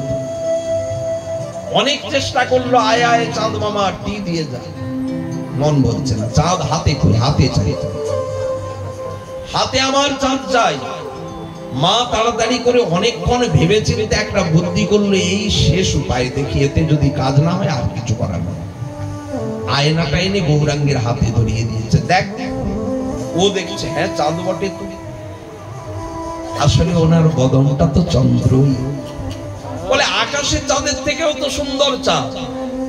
তো এইরকম হচ্ছে দুরন্ত এবং অত্যন্ত একরূখা, যা বলবে তাই চাই। আকাশের চাঁদ তো আকাশের চাঁদ, যেদিন বলবে পাখি, আমি পাখি হব। এখন কি করে ওনাকে পাখি করে দেয়? বলে আমি উড়বো, পাখি দেখে বলছে আমি উড়বো। শেষে মা কি করে, ওই বুকে একটা হাত আর পেটের কাছে একটা হাত দিয়ে উপরে তুলে ধরে, আর বলে তুই হাত দুটোকে পাখির ডানার মতো বাইতে থাকে। ও যখন বাইতে থাকে, মা তখন ঘোরাতে থাকে, কিছুটা আশা পূরণ হয়, দেখ একটু তো ঘোরাবো তো পাখির মতো। এই প্রকার যা বলবে তাই চাই। সেদিন মায়ের কাছে বায়না করেছে। সকালবেলা ঘুম থেকে উঠেছে মা, সবেমাত্র খাইয়ে তাকে একটু বস করিয়েছে। আচ্ছা এবারে একটু বসো, আমার ঘরের কাজকর্ম সব পড়ে আছে। এবার মায়ের আঁচলটা ধরে খালি বাইরের দিকে টেনে নিয়ে যাচ্ছে। কথা তো এখনো বলতে পারেনি, ইশারা ইঙ্গিতেই কাঁপি। একটা প্রবাদ আছে, পণ্ডিত ইশারাতে বোঝে, ইঙ্গিতে পণ্ডিত বুঝে। পণ্ডিতকে ইঙ্গিত করে দিলেই বুঝে যাবে, আর মূর্খ বুঝে কিলে। পণ্ডিত কিসে বুঝে? ইশারা ইঙ্গিতে পণ্ডিত বুঝে, মূর্খ বুঝে কিলে। তার থেকে বেশি বুঝে চোখে আঙুল দিয়ে। চোখে আঙুল দিয়ে বুঝিয়ে দিল, তোকে বলে না। একটা কথা মনে পড়ে গেল, যদিও পাঠের বিষয়বস্তু নয়, একটু মনে পড়লো যেহেতু প্রাসঙ্গিক, এই জন্য একটু আলোচনা করছি। আপনারা নিশ্চয়ই কালিদাসের কথা তো শুনেছেন। কালিদাস কে বলুন তো? বড় কবি, সভাকবি ছিলেন রাজা। এই যে কালিদাস, ইনি কিন্তু প্রথম অবস্থায় ছিলেন মহামূর্খ। মূর্খ কালিদাস ছিল। বলে মূর্খ, বলে কেমন মূর্খ? যে গাছের ডালটা কাটছে সেই গাছের ডালের যেদিকটা কাটছে সেদিকে বসে কোপটা মারছে। আবার দেখছে দৃশ্যটা একদল পণ্ডিত। ওই পণ্ডিত আজ আবার অপমান হয়ে যাচ্ছে। ওরা গিয়েছিল সব দল বেঁধে কোথায় জানেন? একজন রাজকন্যার স্বয়ংবর সভায়। রাজকন্যা বলে দিয়েছে কোন রাজা এই সভায় আসবে, আসতে পারে সেই রাজা যদি পণ্ডিত হয়। ও যুদ্ধ টুদ্ধ আমি বুঝি না।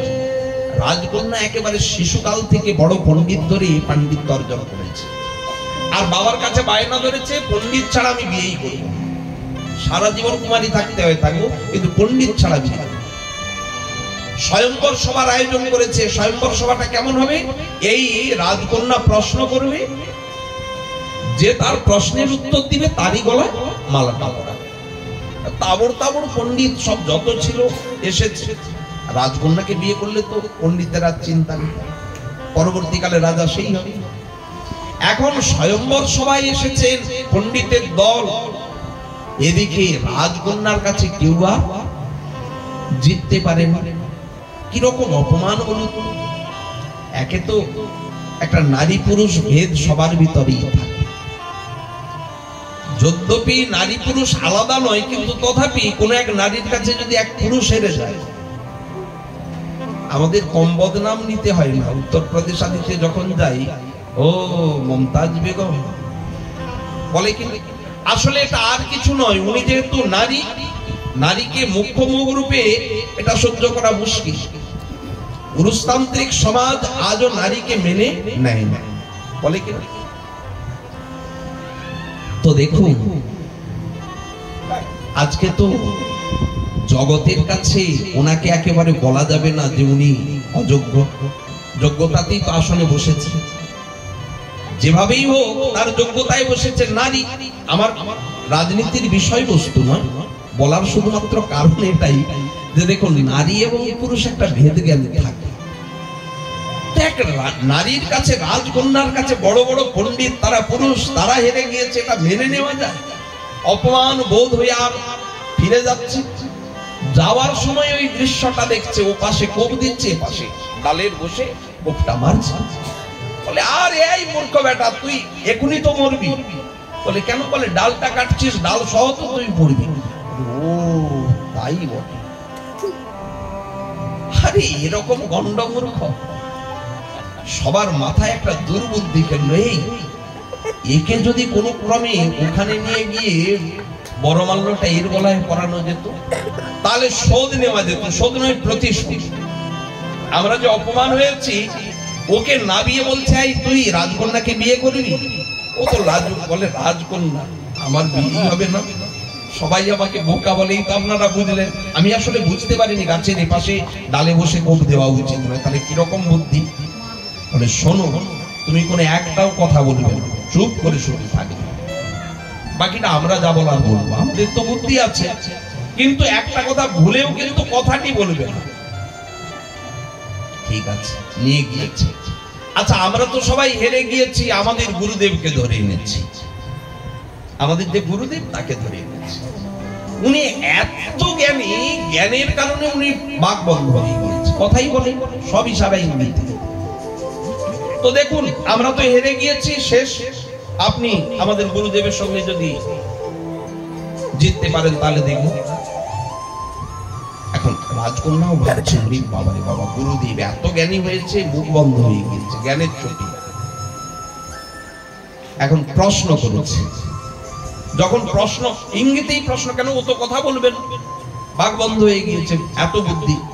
এখন প্রশ্ন করেছে, কালিদাস উত্তর দিয়েছে, বাস উত্তর ঠিক আছে। বরমাল্যটা নিয়ে এসে কালিদাসের গলায় পরিয়ে দিয়েছে। আনন্দ কালিদাসের, যাক রাজকন্যাকে বিয়ে করেছে। এখন ঘর নিয়ে গিয়েছে, ভাঙা ঘর। দেখুন তাহলেও পণ্ডিত রাজকন্যা, তাতে কোনো আপত্তি নেই। আগেকার দিনে পণ্ডিতকে সবাই সম্মান করত। পণ্ডিত কিন্তু মানে অনেক অর্থ সম্পত্তি থাকবে এটা নয়, পণ্ডিতের পাণ্ডিত্যটাই সম্পত্তি। ভাঙা চোরা ঘর, তাও ছোট্ট খাটিয়া। এখন রাজার কন্যা তো যতই হোক যৌতুক আদি সব দিয়েছে, রাজকন্যা যাচ্ছে ওই দরিদ্র পরিবারে থাকবে, এই জন্য সব সুখের সম্ভার পাঠিয়ে দিয়েছে। নতুন খাট পুরানো খাট বার করে দিয়েছে, খাটে আবার মশারি টাঙানোর ব্যবস্থা, সবকিছু। এবার প্রথম ঘরে ঢুকেছে, ঢুকে দেখছে মশারি টাঙানো। জীবনে তো মশারি দেখেনি, চারিদিকে খালি ঘুরছে, বিছানা চারদিকে খালি ঘুরছে। এখন রাজকন্যা বলছে, কি হলো প্রতিদিন ঘরে প্রবেশ করো। ও অনেক কিছু দেখে উপর দিয়ে লাভ মেরেছে, মশারি টশারি ছিঁড়ে আর পড়ে গিয়েছে। ইয়ে বলে, কি হলো প্রতিদেব, আপনি উপর দিয়ে জাপ দিলেন কেন? বলে, কি করব, ঘরের ভিতরে ঘর ঢোকার জায়গা পাই নাই, ভাবছি ছাদ টপকে যদি ঢুকতে হয়। মানে মশারি যে তুলে যে ভেতরে ঢুকবে, এই বুদ্ধিটা পর্যন্ত নাই। এই জন্য বলে ঘরের ভিতরে ঘর, ছাদ টপকে বোধ হয় ভেতরে ঢুকতে হয়, এই জন্য উপর দিয়ে লাভ দিয়েছে। তো কালিদাসের বুদ্ধি এরকম। এখন রাজকন্যা বলে, আরে সর্বনাশ, এই বুদ্ধি নাই এ পণ্ডিত, তাহলে আমার উত্তরটা ঠিক দিল কি করে? এই যে কালিদাস, আমি যে আপনাকে প্রশ্ন করেছিলাম, আপনি যে উত্তর দিয়েছিলেন, কি আমার প্রশ্নটা কি ছিল বলুন, আর আপনি বা কি উত্তর দিয়েছেন? আসলে প্রশ্নটা ছিল, রাজকন্যা এক আঙ্গুল দেখিয়েছিল না, ওই ইঙ্গিতে প্রশ্ন করেছে, ঈশ্বর একমেব অদ্বিতীয়। ঈশ্বর এক দেখিয়েছে, আর কালিদাস দেখিয়েছে দুই, অদ্বিতীয়। এইটা দেখেই তো মনে ভেবেছে এত বড় পণ্ডিত, বরমালা পরিয়ে দিয়েছে। কালিদাসকে প্রশ্ন করেছে, জিজ্ঞাসা করেছে, আমি কি প্রশ্ন করেছিলাম, আপনি কি উত্তর দিয়েছে? সন্দেহ হয়েছে, ঠিকঠাক তো? বলে, আপনি এক চোখ খুঁজে দেবেন বলেছেন, আমি দু চোখ খুঁজে দেব। এক আঙুল দেখিয়েছেন, এক চোখ খুঁজে দেবেন, আমি দু চোখ খুঁজে দেব। কার গলায় বরে মালা পরিয়েছে? তো বুঝছেন ইঙ্গিত কাকে বলে? আজ সেই শচীনন্দন, তিনিও ইঙ্গিতে মায়ের আঁচলটা ধরে বাইরে টানছে। ওই ইঙ্গিতে পণ্ডিত বুঝে, মা বোঝে ছেলে কি চাইছে। ছেলে এখন চাই এই সকাল হতে না হতে সারা পাড়া চতুর্দিক ঘুরবে। বাচ্চারা ঘরে কখনো থাকতে চায় না। বাচ্চাদের একটা অভ্যাস, যেই আপনি নিয়ে ঘুরতে বেরিয়ে পড়বেন, কান্নাও নাই, ক্ষুধাও নাই, পিপাসা সব ভুলে যায়। ঘুরলে চারিদিকে নিয়ে কোলে করে নিয়ে ঘুরুন, খুব আনন্দ। মা জানে এর যে এখন যদি ওকে ঘুরতে না নিয়ে যাই তাহলে গেল কাজ সারবে, আমার সারাদিন আর কাজ করতে দেবে না। আর দেখুন এখন সকালবেলা কি ঘুরতে যাওয়ার সময়, ঘরের সব গৃহস্থলী কাজ করে। মা তাই বুদ্ধি করে কি করেছে, নিমাইকে খুব সুন্দর করে সাজিয়ে দিয়েছে। বাচ্চা ছেলেরা খুব ভালো বোঝে, মায়েরা নতুন শাড়ি পরলেই ছেলে আর বাইরে যাবে না, মায়ের আঁচল ধরেই ঘুরতে থাকবে, মানে মা কোথাও যাবে। গৌর তো বুঝতে পারছে যে আমাকে নিশ্চয় ঘুরতে নিয়ে যাবে, কারণ নতুন পোশাক পরিয়ে দিয়েছে, সব সোনার অলংকার গুলি মা এক এক করে বার করে আর সারা অঙ্গে পরিয়ে দিয়েছে। ছোট্ট গৌরকে বলে, বাইরে তুই একটু খেলা কর, আমি একটু সেজে গুজে নি। আর এটাও জানে গৌর ছোট্ট হলে হবে, কি জানে, ইঙ্গিত তো জানে, মাও তো এই গৃহস্থলীর পোশাক পরে বাইরে যায় না, এই জন্য বাইরে একটু খেলা করছে। এদের খুব মজা লাগছে, তো বাইরে একটু খেলা করছে ছোট্ট গৌর। মা ভেতরে আর কোথায় কি সাজা গোজা করবে, উনি ওনার কাজ নিয়ে ব্যস্ত। মা কতগুলো খেলনা দিয়ে চলে গিয়েছে, মা জানে খেলতে খেলতে ও ভুলে যাবে। বাচ্চাদের জেদ হয়, কিন্তু পরক্ষণে আবার কি হয়, বাচ্চারা ভুলে যায়। একটা কিছু পেলে আরেকটাকে ভুলে যায়। অনেক সময় কেটে গিয়েছে, মা এখনো বেরোচ্ছে না কেন, উঁকি দিয়ে দেখে মা সব ঘরের কাজ করছে আর সেই পোশাক, মানে এখনো নতুন কিছু করে। ছোট্ট গৌর মনে মনে ভাবলো, আমিও একটু দুষ্টু বটে। ভোরের বেলা মাকে ধরেছে, এখন ঘুরতে নিয়ে যাবে। আচ্ছা মায়ের কাজ কত বাকি, আচ্ছা মা কাজ করে করুন, আমি ব্যবস্থা করে নিচ্ছি। ঠিক এমন সময় দুইজন চোর যাচ্ছিল সামনে। মহাপ্রভুর জন্মস্থান সবাই তো গিয়েছে, ওই রাস্তার সামনে দিয়ে দুই চোর যাচ্ছে। এখন দুই চোরের নজরটা লেগে গিয়েছে ছোট্ট গৌরের উপরে। তা তো লাগবে, কাছে যদি উনি থাকেন পাশাপাশি, তাহলে কি কেউ আর ওনাকে এড়িয়ে যেতে পারে? ছোট্ট গৌরের দিকে নজরটা লেগে গিয়েছে। তবে চোরের নজর তো সাধুর নজর এক। সাধু বলে বলবে, আহা আমার প্রভু হে জগদীশ্বর, দণ্ডবত হয়ে পড়ে। কিন্তু চোরের নজরটা কোথায় গিয়ে পড়েছে? ঠাকুরে নয়, ঠাকুরের অলঙ্কার। চোর দেখছে, আরে সারা অঙ্গে কত দিব্য অলঙ্কার, পরিবারে দুই চোর চিনতে পরকার, এই চুরি করতে হবে। আর দেখ আশেপাশে কেউ বিশেষ নেই। এখন যদি এই বালক শিশুর অলংকার চুরি করি, অনেকদিন আমাদের না চুরি করলেও চলবে। দেখ কত সোনার অলংকার। বাপ বাপ বলিয়ে চোর লইল কলি। এখন চিন্তা করছে, অপরিচিত কাউকে দেখলে বালক শিশু কিন্তু কাছে যায় না, কান্নাকাটি চুরি করে, তাহলে তো ধরা পড়ে যাবো। দাঁড়া একটু আগে চেষ্টা করি। বাপ আদর করে ডাকছে, যেন কত চিন্তা। ছোট্ট গৌর বলে, এই তো আমাকে ভালোবাসলে আমি তো তারি হয়ে যাই, যে ভালোবাসে আমি তারি হয়ে যাই। এখন চোর ভালোবাসছে, আমি তাহলে চোরেরও তো হবো। আরেকটা কাজ, আমার তো মনে ইচ্ছাও ছিল ঘুরতে যাওয়ার। এখন তাহলে চোরের কাঁধে উঠে একটু ঘোরাঘুরিও হয়ে যাবে, নাকি বলে? চোর যেই এসে বলেছে বাপ বাপ বলি, এক চোর লইল কোলে। ছোট্ট গৌর অমনি হাতটা বাড়িয়ে দিল, কোলে। কোলে নয়, একেবারে কাঁধে উঠে, কোলেও থাকবে না, কাঁধে চড়বে। কেন জানেন? বাচ্চা ছেলেরা কাঁধের উপরে উঠলে সামনেটা অনেক দূর দেখা যায়, মজা মজা, চারিদিকটা ঘুরে ঘুরে দেখতে পারে না, কাঁধের উপরে চড়ে পড়েছে। আর চোর বলে, এতক্ষণ কোথা ছিলে? আর চোর বলে, এতক্ষণ কোথায় ছিলে? ছোট্ট গৌর তাদের সঙ্গে এমন মিশে গিয়েছে, যেন একেবারে কত চেনা আপনজন। এদিকে দুই চোর তো মনে মনে ভাবছে, আরেকটু গিয়ে আমরা আমাদের মতো কার্যসিদ্ধি। কিন্তু দুই চোরের মাথা ঘুরছে, রাস্তাটা কোন দিকে ঘরে।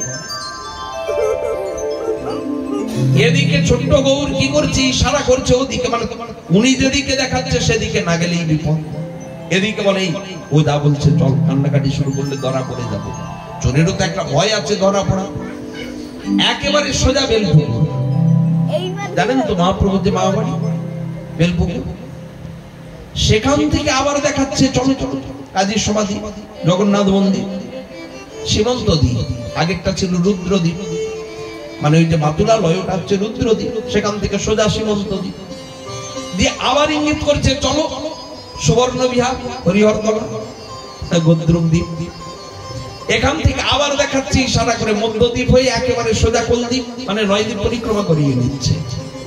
দুই চোর রাস্তা বুঝতে পারছে না। আচ্ছা চোরের তো পথ কোনোদিন ভুল হয় না।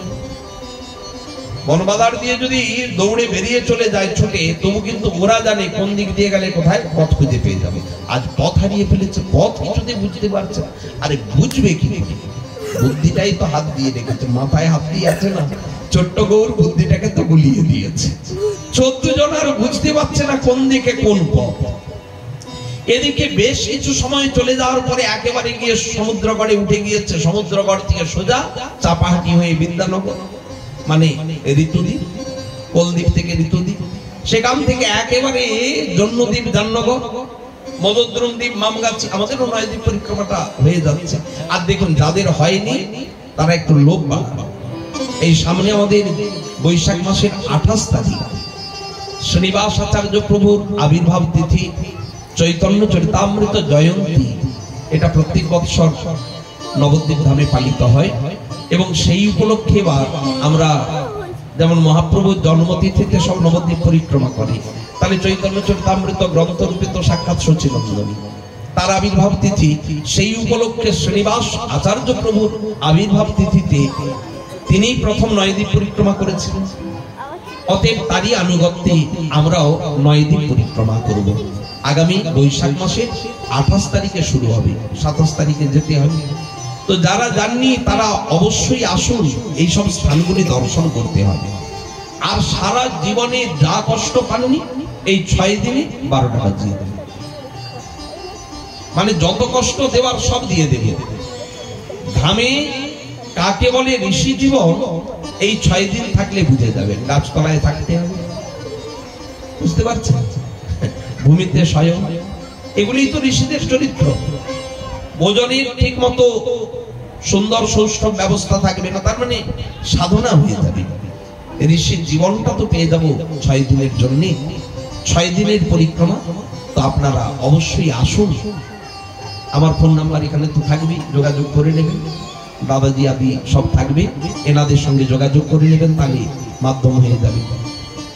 জীবনে যদি পরিক্রমা না করে, নবদ্বীপ পরিক্রমা এবং 84 কোষ ব্রজমণ্ডল পরিক্রমা, তাহলে এই 84 লক্ষ জনের পরিক্রমার কোনোদিন বিশ্রাম হবে না, করতেই থাকবে। এই জন্য জীবনে অবশ্য পরিক্রমা করতে হয়, সাধন করতে হয়, নাইলে তো এই মানব দেহ কোনোদিন পবিত্র হবে না। তো আসুন সবাই সেই ধাম পরিক্রমায়। আমরা যে মহাপ্রভুর সঙ্গে এখন পরিক্রমা করলাম, তো এই রূপে যখন সচিনন্দন ঘুরছেন, এদিকে ঘরে তো আর খুঁজে পাচ্ছেন, খুঁজে না পাওয়ার কারণে সঙ্গে সঙ্গে মা তো ক্ষণে ক্ষণে মূর্ছা যাচ্ছে, আমার নিমাই কোথায় গেল। সারা পাড়া পড়শি খুঁজছে, চারিদিকে খোঁজাখুঁজি করছে, কিন্তু আর নিমাইকে দেখতে পাচ্ছে না। কি করবে এখন? হেনকালে নিমাই মনে মনে ভাবছে, আমাকে এত করে খুঁজছে, আর কি ভুললে চলে। বুদ্ধিটাকে ঘুরিয়ে দিয়ে সোজা একেবারে মহাপ্রভুর জন্মস্থানে এসে উপস্থিত। যেই জন্মস্থানে এসেছে, 2 চোর দেখছে লোকে লোকারণ্য, আরে আমাদের ঘরে এত লোকে লোকে করে। 2 চোর মনে ভাবছে আমাদেরই ঘর। ওরা বুঝতে পারেনি, মাথাটা এমন ঘুরিয়ে দিয়েছে, মহাপ্রভুর জন্মস্থানটাকে দেখে ভাবছে আমাদের ঘর, এত লোক কেন এই ঘরে। ভেতরে প্রবেশ করেছে, আর যেই করেছে ছোট্ট নিমাই ঘর চিনতে পেরে গিয়েছে। যেই চোরের ঘাড় থেকে নেমে পড়েছে, হাতটা সরে গিয়েছে, এখন চোরের বুদ্ধি হচ্ছে, আরে এ তো সেই জায়গা যেখান থেকে এই বালককে চুরি করেছিলাম। 2 চোর বলে, আপনি বাঁচলে বাবার নাম, ভাই ভাগো এখান থেকে।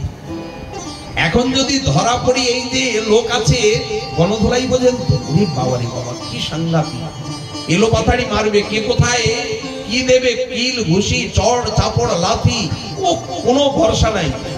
কার কি নিয়ে যে কে মারবে, গণধোলাই বলেন না, জনগণ যখন মারে আর কোনো ভরসা নাই। আর চোর ধরা পড়লে তো গণধন। 2 চোর বলে, আরে ভাই ভাগো এখান থেকে। 2 চোর যেই ভাগতে গিয়েছে, ছোট্ট নিমাই ইশারা করেছে, এই যে। চোর চমকে দাঁড়িয়েছে, আবার কি বলে, মাঝে মাঝে এরকম আসবে, গাড়ি চড়ে বেশ ভালোই লাগলো, আজকে ঘোরাটা তো হয়ে গেল। ওরে বাবা রে বাবা, এ কে ছেলে রে ভাই, পরম অদ্ভুত। 2 চোর মনে গনে, 2 চোর মনে মনে ভাবছি পরম অদ্ভুত। আচ্ছা, ভেলকি বা দিল কোন জনে? আজ ভেলকিটা দেখালো কি? পরমার্থে 2 চোর মহাভাগ্যবান।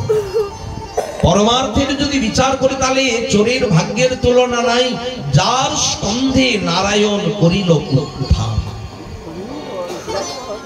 এই জন্য ধামবাস, ধামবাসের মহিমা দেখুন। ধামবাসী চোরও মহাপ্রভুর কৃপা পেয়েছে, তাই না?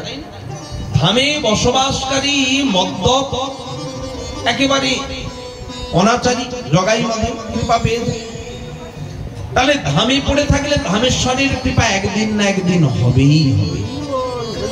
ধামবাসীর এটা মহিমা।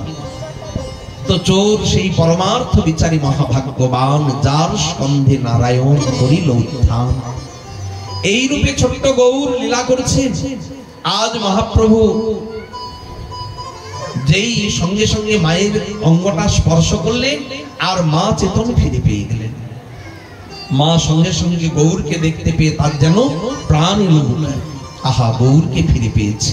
মহাপ্রভুকে কোলে নিয়ে আদর করতে লাগলেন। বাৎসল্য স্নেহরসে বিভোর হয়ে গেলেন। এই রূপে দিন দিন তার দুষ্টুমি আরো বেড়ে চলেছে। এখন তো গঙ্গার ঘাটে একেবারে মাতামাতি, আর যত দুষ্টু ছেলে সব তার সঙ্গে বন্ধুত্ব হয়ে গিয়েছে। দেখবেন শান্তির সঙ্গে দুষ্টুর কোনোদিনও বন্ধুত্ব হয় না। ক্লাসে সব থেকে দুষ্টু যে, তার সঙ্গে তোর বন্ধুত্ব না? শান্ত ছেলেটার সঙ্গে বন্ধুত্ব? তুই শান্ত না? হ্যাঁ, বোঝা যায়। ও বলছে আমি শান্ত। নিমাই অবশ্য বলে যে আমি তো ঠান্ডা, আমি কি কোনো দুষ্টুমি করি? জগন্নাথ মিশ্রের কাছে তো এত ভালো ছেলে আর পৃথিবীতে কেউই হয়। ভাবটা কিচ্ছু বুঝি না, দুষ্টুমি আবার কি জিনিস। জগন্নাথ মিশ্র একটু সরে গেলে, মানে চোখের আড়ালটা হয়ে গেলে হলো আর। তবে বাবাকে ভীষণ ভয় পায়, তবে মাকে মানে না। যা চাই মায়ের কাছে স্বভাব না। শচীর নন্দন তো শচীমা একেবারে বাৎসল্য প্রেমে বিভোর। ছোট্ট গৌরকে কোনোদিন আঘাত পর্যন্ত করেন এমন দৃষ্টান্ত আছে। একদিন ঘরে মায়ের কাছে চেয়েছে, মা গঙ্গা পূজা করতে যাব। এখন বাবা পরে দুষ্টুমি করলে আমি আবার বকা দেব, জগন্নাথ মিশ্রের মতো বকা দিয়ে দেব। একবার এমন রেগে গিয়েছিলাম, দুটো বাচ্চাকে এইসব ছুড়ে দিয়েছিলাম, একজন কেটে গিয়েছিল। আমার মাথাটা খারাপ আছে, বুঝলি, খুব বুদ্ধি খারাপ, মাথা খারাপ। এখন জগন্নাথ মিশ্রের নন্দন সচিমায়ের কাছে বায়না বলছে যে মা গঙ্গা পূজা করতে যাব, ফুলের মালা আর ফুল দাও। আচ্ছা, ঘরে এখন ফুলের মালাটা ছিল না। মা বলে দাঁড়া দাঁড়া, ফুলটাই ধর, ফুলের মালাটা আনছি। আনছি আমি গঙ্গা স্নানে যাব, তোমার জানা নাই? সঙ্গে সঙ্গে রাগে আর একেবারে যা হাতের সামনে ছিল সব ছুঁড়ে ফেললো। যা কিছু ঘরে ছিল সব কিছু ভেঙে চুরে একসাথ, শেষে ঘরটাকে ভাঙতে উঠে পড়ে লেগেছে। ঘর তো আর ভাঙতে পারে না, না ভাঙতে পেরে নিজে টান টান হয়ে মাটির উপরে শুয়ে পড়েছে। অনেকক্ষণ পরে মা করেছে কি, ফুলের মালা কিনে নিয়ে এসে বলছে, বাপ যা গঙ্গা স্নানটা করি আদর করি। আচ্ছা, ওখানে কিন্তু একটা দইয়ের ভাঁড় ভেঙেছিল বলে মা কিন্তু দড়ি দিয়ে বেঁধেছে, তাই না? এখানে কিন্তু মা কোনোদিন শাসন করেছেন, গৌরঙ্গে কোনোদিন হাত তুলেছেন, এটা পাওয়া যায় না। সিদ্ধ জগন্নাথ দাস বাবা এই জন্যে বলেছিলেন যে আমি নবদ্বীপে চলে যাব। তার মানে বৃন্দাবনকে কখনো যেন না ভাবে যে আলাদা, নবদ্বীপ বৃন্দাবন একই। মহাপ্রভু রামানন্দ সংবাদে বলেছেন, সর্বত্যাগীর কাহাবাস, বৃন্দাবন ভূমি যাহা নিত্য লীলারাস। তবে আমাদের মতো পাপী তাপী অপরাধী অনাচারী গৃহস্থীর জন্য নবদ্বীপটাই ভালো। কেন? যারা সর্বত্যাগী, তাদের অপরাধের সম্ভাবনা নেই। তারা তো সর্বত্যাগ করে ভগবত ধামে গিয়েছে, তারা তো ভজন করতে গিয়েছে। কিন্তু আমাদের মনে তো দুর্বুদ্ধির শেষ নেই। আমরা যদি ধামেও যাই, সেখানে গিয়েও কি করে কোন ব্যবসাটা ভালো চলবে আগের থেকে বুদ্ধি বসে, কোনখানে জায়গাটা নিলে একটা দোকান করতে পারবো, ভবিষ্যতে আমার ছেলে আবার বড় হলে কি হবে, আমরা এই সবগুলো বুদ্ধি কাটিয়ে। তার মানে কি আমাদের জন্য বৃন্দাবন উপযুক্ত নয়, এখানে তৈরি হয়ে গেলে তবে বৃন্দাবনে থাকা যায়। আর নবদ্বীপ তৈরির জায়গা। মহাপ্রভু বলে, পাপী তাপী দে আছে সব, এসো আমার কাছে, আমার কোলে আসো।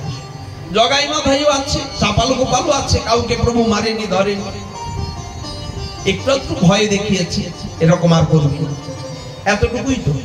তাহলে আমাদের মতো পাপী তাপী অনাচারীর কাহাবাস। জগন্নাথ দাস বাবা সিদ্ধ, উনি বললেন, সিদ্ধ বাবা যে চল বাবা আমি নবদ্বীপে চলে যাই, এখানে একটা ভাঁড় ভেঙেছিল বলে গোপালকে দড়ি দিয়ে বেঁধেছিল, ওখানে আর কোনো মারধর করেনি, উল্টে মাই বলছে যা বাপ স্নান করে আয়। তার মানে এখানে কৃপা আরো বেশি, যদি নিতে পারা যায়। যদি নিতে পারা যায় তাহলে নবদ্বীপে পতিতের জন্য সুযোগ বেশি। পতিত অদম পামর যারা, তাদের জন্য নবদ্বীপে ধামেশ্বরের কৃপা অধিক। আজ সেই ছোট্ট গৌর নানান লীলা করে। তো দুষ্টুমির একেবারে এখন শিরোমণি, দুষ্টুমিতে ওস্তাদ। যতদিন যাচ্ছে তত দুষ্টুমি বাড়ছে। তবে ওই বাবার কাছে কিন্তু সংসার, বাকি সর্বত্র অন্যান্যের কাছে গেলে তো আর কোনো চিন্তা নেই। আর নবদ্বীপে এমন একজন নেই যে তার পর, সবাই নবদ্বীপে। আচ্ছা, 80 বছরের বৃদ্ধ ব্রাহ্মণ, সদাচারী ব্রাহ্মণ, নিয়ম নিষ্ঠা খুব গম্ভীর, সারাদিনে একটা আধটা কথা বলে। কেমন গম্ভীর বুঝতে পারছেন? এখন নিমাই গিয়ে তার সঙ্গে বন্ধুত্ব করে ফেলেছে। জগন্নাথ মিশ্র একদিন বলছে, ওহো দাদাজি তো খুব সদাচারী। বলে কি আমার বন্ধু? বন্ধু মানে কার কথা বলছো? আমি দাদা বলে সম্বোধন করি, গৌর বলে আমার সঙ্গে তো তার বন্ধুত্ব। বুঝে নিনি বাড়ি, বাকিটা আর বলতে হবে? আসলে ছোট্ট গৌরকে না দেখলে তাদেরও তো ভালো লাগে। গঙ্গার ঘাটে গিয়ে চুপটি করে বসে থাকবে, নিমাই না এলে কেউ স্নান করবে না। আবাল বৃদ্ধ বনিতা সকলেই গৌরাঙ্গের অপেক্ষায় প্রত্যাশায় বসে থাকে। আর ছোট্ট নিমাই সবার সঙ্গে একেবারে আপন ভাব, কারোর সঙ্গে পর নয়। তবে মাঝে মাঝে যত রকমের দুষ্টুমি আছে সবই করে। কোন দিন ব্রাহ্মণ হয়তো স্নান করে উঠছে আর নিচ থেকে কাদা তুলে দিল গায়ে ছিটিয়ে। শীতকাল হলে কি হবে? কষ্ট করে এগারোটা ডুব দিয়ে ব্রাহ্মণ অনেক কষ্টে গায়ত্রী মন্ত্র মন্ত্র জপ টপ করে আর উঠছে, আর দিল কাদা ছুঁয়ে। আরে একদিন কি করেছে জানেন? এক ব্রাহ্মণ বলছে, এই নিমাই খবরদার, তোর বাবা আমাকে মানে, তুই তো ছেলে মানুষ। সব শোয়া যায়, বাপ তুললে শোয়া যায়। ওই যে তোর বাপ মানে, যে বাপ তুলে কথা, আমার বাপ তুলে কথা বললে। নিমাই বলছে, যদি তোমার বাপের নাম বলাতে না পারি, তুমি সদাচার দেখাচ্ছ আমার। মানে নিমাই পাশ দিয়ে যাচ্ছিল, গায়ে তো কাদা লেগেই আছে, গঙ্গায় এদিক থেকে জাপ দিচ্ছে, ওদিক থেকে জাপ দিচ্ছে, সারা গায়ে কাদা মাখা। ব্রাহ্মণ উঠতে গিয়েছে, বলে দূরে সরে যা, মানে গায়ে যদি ছোঁয়া হয়ে যায়। নিমাই বলে, ঠিক আছে, আজকের দিনটা কেটে যাক, কালকে ব্যবস্থা। পরের দিনে ব্রাহ্মণ স্নান করছে, বেশ মন্ত্রাদি জপ করছে, গা মোছা হয়ে গিয়েছে। হঠাৎ গরম জল, এই সময় গরম জল করতে গেল, শীতকাল, বাকিটা বুঝেনি। বলে, তুমি পবিত্র অপবিত্র দেখাচ্ছিলে, গায়ে লেগে যাবে। নিমাই ধরে আর দিয়েছে একেবারে ছুঁড়ে, নাও। আরে নিমাই, একই কাণ্ড। বলে, আমি পবিত্র? তোর বাপ 14 গোষ্ঠী আমাকে দেখে আমার নাম নিয়ে পবিত্র হয়, আর আমাকে অপবিত্র কয়া। বুঝতে পারছেন এ ছেলের সঙ্গে লাগা যাবে না পারা যাবে? ছোট্ট গৌরাঙ্গ কোনদিন কি করে জানেন? এদিকে তো মায়েদের ঘাট, ওদিকে বাবাদের। সেকালের দিনে অনেক সম্ভ্রম ছিল, মায়েরাও সেইভাবে চলতেন, বাবারাও সেইভাবে চলতেন। তো ঘাট আলাদা থাকতো, যে যার স্নান করতে। এখন এদিকে বাবারা স্নান করছে, ওদিকে মায়েরা স্নান করছে। কখন যে পোশাক অদল বদল করে দিয়েছে। এখন দেখুন, স্নান করে এসে পোশাক পরতে গিয়ে ধরলে কি অবস্থা হবে, লজ্জায় তো প্রাণ যায়।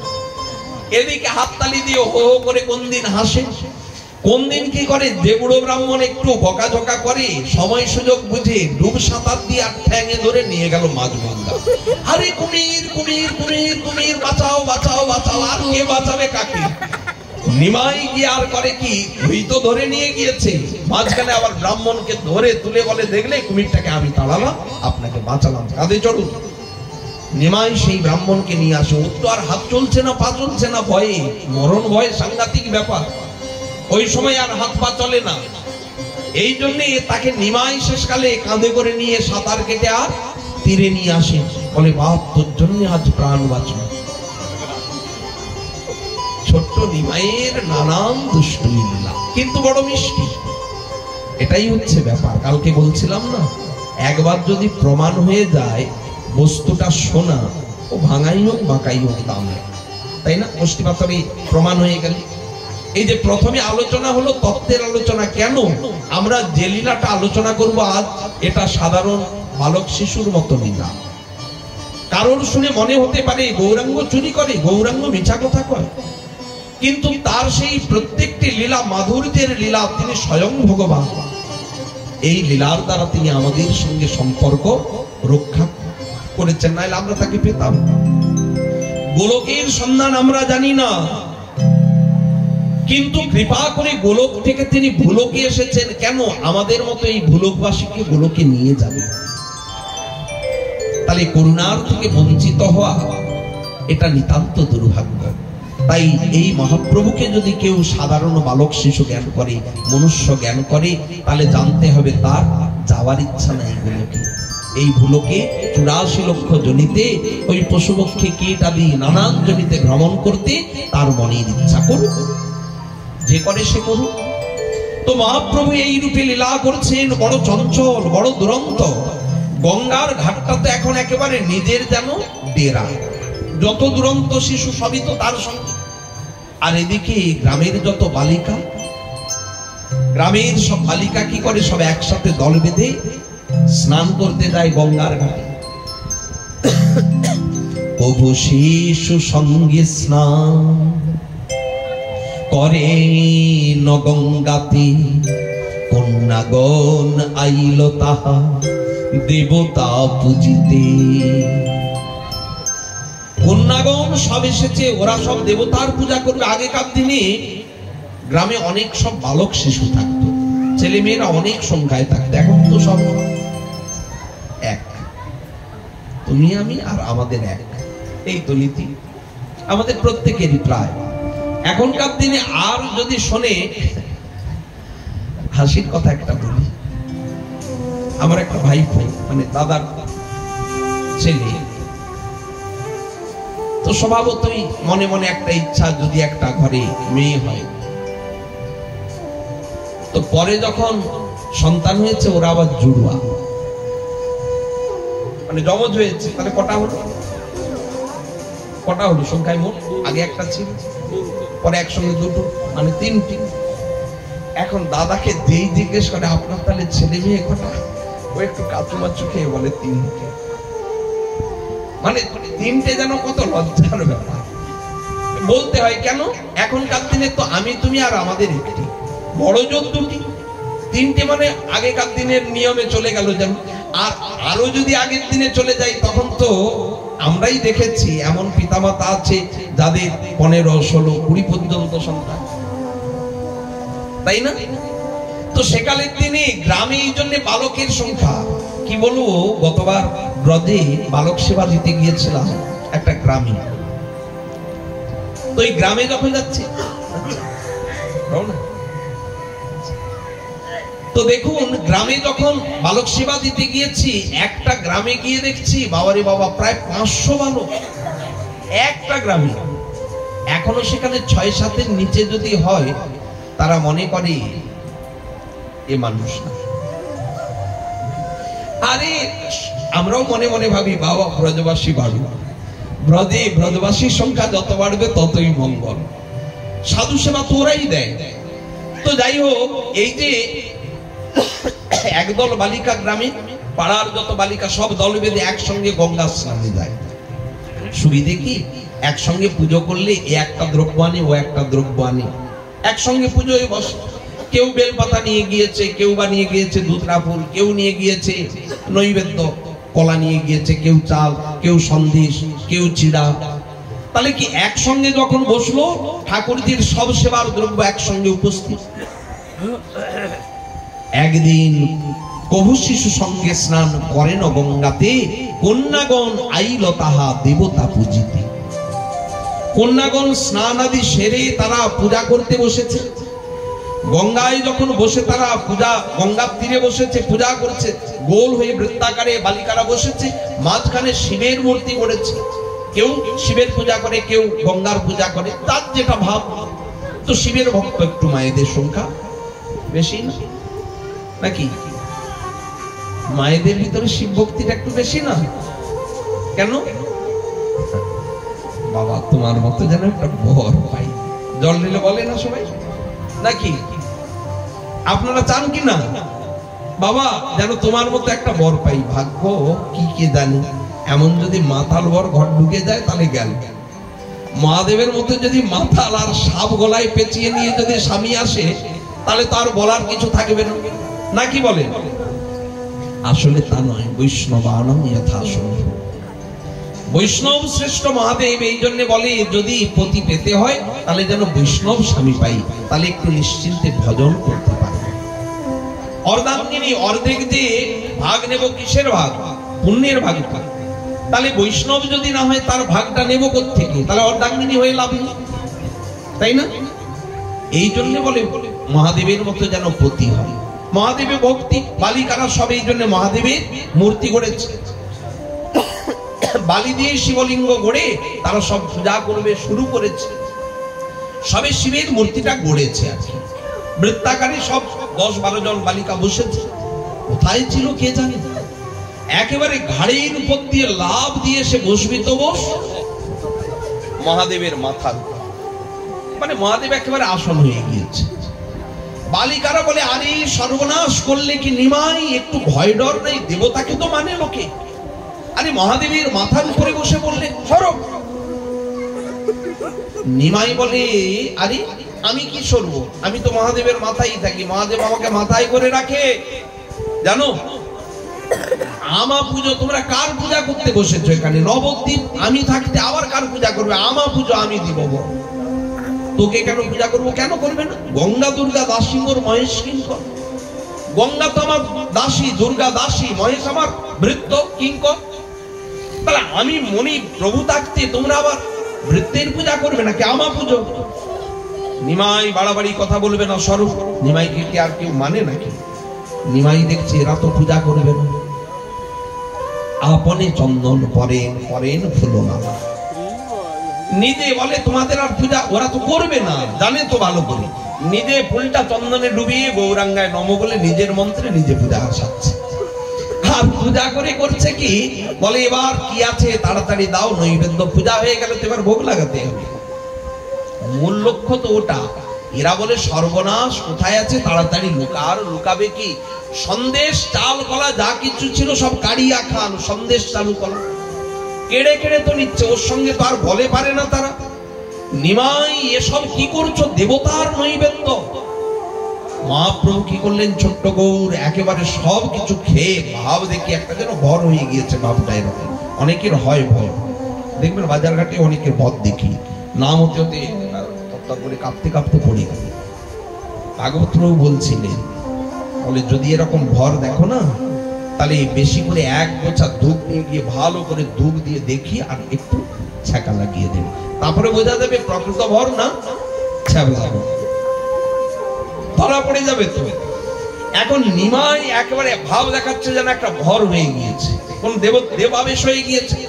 ও বলে, শোনো আমি খুব সন্তুষ্ট হয়েছে তোমাদের পূজা, আমি সবাকারে দিল এই বর, তোমার সবার ভর্তা হবে পরম সুন্দর।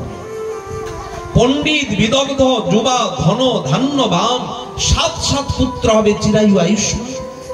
সেকালের দিনে তো 8 বছরের কন্যা 80 বছরের বুড়ো, অসম বিবাহ প্রথা আছে। বলে না, তোমাদের ভর্তা হবে পরম সুন্দর যুবক, পণ্ডিত বিদগ্ধ যুবা, আবার ধন সম্পত্তি থাকবে ধনধান্যবান। বলে নিমাই তোর মুখে ফুল চন্দন ফুল যেন তাই হয়। ওই পাড়ারও সব বালিকা তারাও আসছিল গঙ্গা স্নান করে পূজা করবে। ওরা দেখে এই কাজ, বলে এই আমরা গেলে আমাদের দ্রব্য সব কেড়ে খাবে, আমাদের পূজাও গন্ডল করে দেবে। এক কাজ কর, আমরা ওই ঘাটে পালিয়ে যাই। ওরা যেই উল্টো দিকে মোড় ফিরেছে, ছোট্ট নিমাই বলে, আরে আমারে না দিয়া হইবা কৃপণী, তাহলে বুড়া বর্তা হবে আর 403 খেলা সামলা। বুড়া বর আর 403 ঘর, কি ভয়ঙ্কর ব্যাপার বুঝতে পারছেন? সতীনের জ্বালা যে কি, এ তো সেকালের দিনে খুব ভালো বুঝতো। এখন তাই বলছে বুড়া ভর্তা হবে আর 403। সব বালিকা কাঁদতে কাঁদতে এসেছে, নিমাই নিমাই এই অভিশাপ দিও না, আমরা বিপদে পড়ে যাবে। নিমাই বলে, শোনো আমারে না দিয়া যদি হইবা, এই তো বলেছি, আমাকে না দিলে কৃপণী হলে তাহলে বুড়া বর হবে, আর যা আছে যদি দিয়ে দাও ভালো বর হবে। যার কাছে যা ছিল বলে, এমনি বামুনের ছেলে বলা যায় না, কথা সত্যি হয়ে যেতে পারে, ভাই যা আছে সব দিয়ে দাও। এই প্রকার যত দুষ্টুমির লীলা নবদ্বীপ মাঝে নবদ্বীপ চন্দ্রশ্রী গৌর হরি আজ করছে, বাল গৌরাঙ্গের লীলা। আচ্ছা, এত দুষ্টুমি সব দিন থাকলে কি ভালো লাগে? বড় হচ্ছে না এবার, একটু শান্ত হওয়া ভালো। শিশুকালে দুষ্টুমি সবাই সয়ে নেয়, মেনে নেয়, কিন্তু বড় হয়েও যদি সেই দুষ্টুমি করে, লোকে আর ভালো বলে কি? জগন্নাথ মিশ্র চিন্তা করলেন, নিমাই তো ক্রমেই দুষ্টু হয়ে যাচ্ছে, আমার কাছে না করলে কি হবে, সবার কাছে তো করে। আসলে কি, জ্ঞান বুদ্ধি না হলে দুষ্টুমি কমে না। পিতামাতা তাই বুদ্ধি করলেন, চিন্তা করলেন একটা কাজ করতে হবে, নিমাইকে লেখাপড়ায় একটু মনোযোগী করতে হবে। একদিন জগন্নাথ মিশ্র ডাকলেন, নিমাই, কেবলই তো হো টোটো করে খালি ঘুরে বেড়া, এই করলে তো জীবন কাটবে না। তোমার বড় দাদা বিশ্বরূপ দেখো কেমন লেখাপড়া করতে যায়, তাকে তো কই বলতে হয় না। আগামীকাল তোমাকে নিয়ে যাব পণ্ডিত মশাইয়ের কাছে, গঙ্গাদাস পণ্ডিতের কাছে তোমার প্রথম হাতে করি হবে, এবার লেখাপড়া শিখতে হবে। পিতা, আমিও কদিন ধরেই ভাবছিলাম দাদা এত বিদ্যা বুদ্ধি সব পেয়ে যাচ্ছে, আমার তো এখনো কিছু বুদ্ধি হলো না, আমি তো লেখাপড়াই শিখলাম না, অক্ষর পরিচয় হলো না। জগন্নাথ মিশ্র মনে মনে ভাবছে, তো মেঘ না চাইতে জল। ঠিক আছে, তাহলে কালকে প্রথম নিয়ে যাওয়া হবে নাকি বিদ্যালয়ে, লেখাপড়া শুরু হবে তো, আপনারা আসবেন তো নাকি? না লেখাপড়ার ভয় আবার আপনারা যদি না আসেন, আপনারা যদি আবার বলেন যে না বাবা লেখাপড়া ভয়ের ব্যাপার, তা বললে কিন্তু হবে না, আপনাদেরকে আসতে হবে। আপনাদের তো আর লেখাপড়ার ভয় নেই, লেখাপড়ার ভয়টা মহাপ্রভু, মহাপ্রভুর সেই অধ্যয়ন লীলা, উদ্যাপনা লীলা বড় অদ্ভুত চমৎকার। মহাপ্রভুর কৃপা হলে আমরা আগামীকাল সেই আস্বাদন করব। আজকে তৃতীয় দিনের হরি কথার এখানেই দিচ্ছি শুভ বিশ্রাম। তবে একটু আপনাদের নামে একটা অভিযোগ আছে, উপরতলা থেকে এসেছে, এখানে আমি বলছি না, উপরতলা থেকে আপনাদের বিরুদ্ধে একটা অভিযোগ আছে, আপনারা নাকি খুব দেরি করে সমাস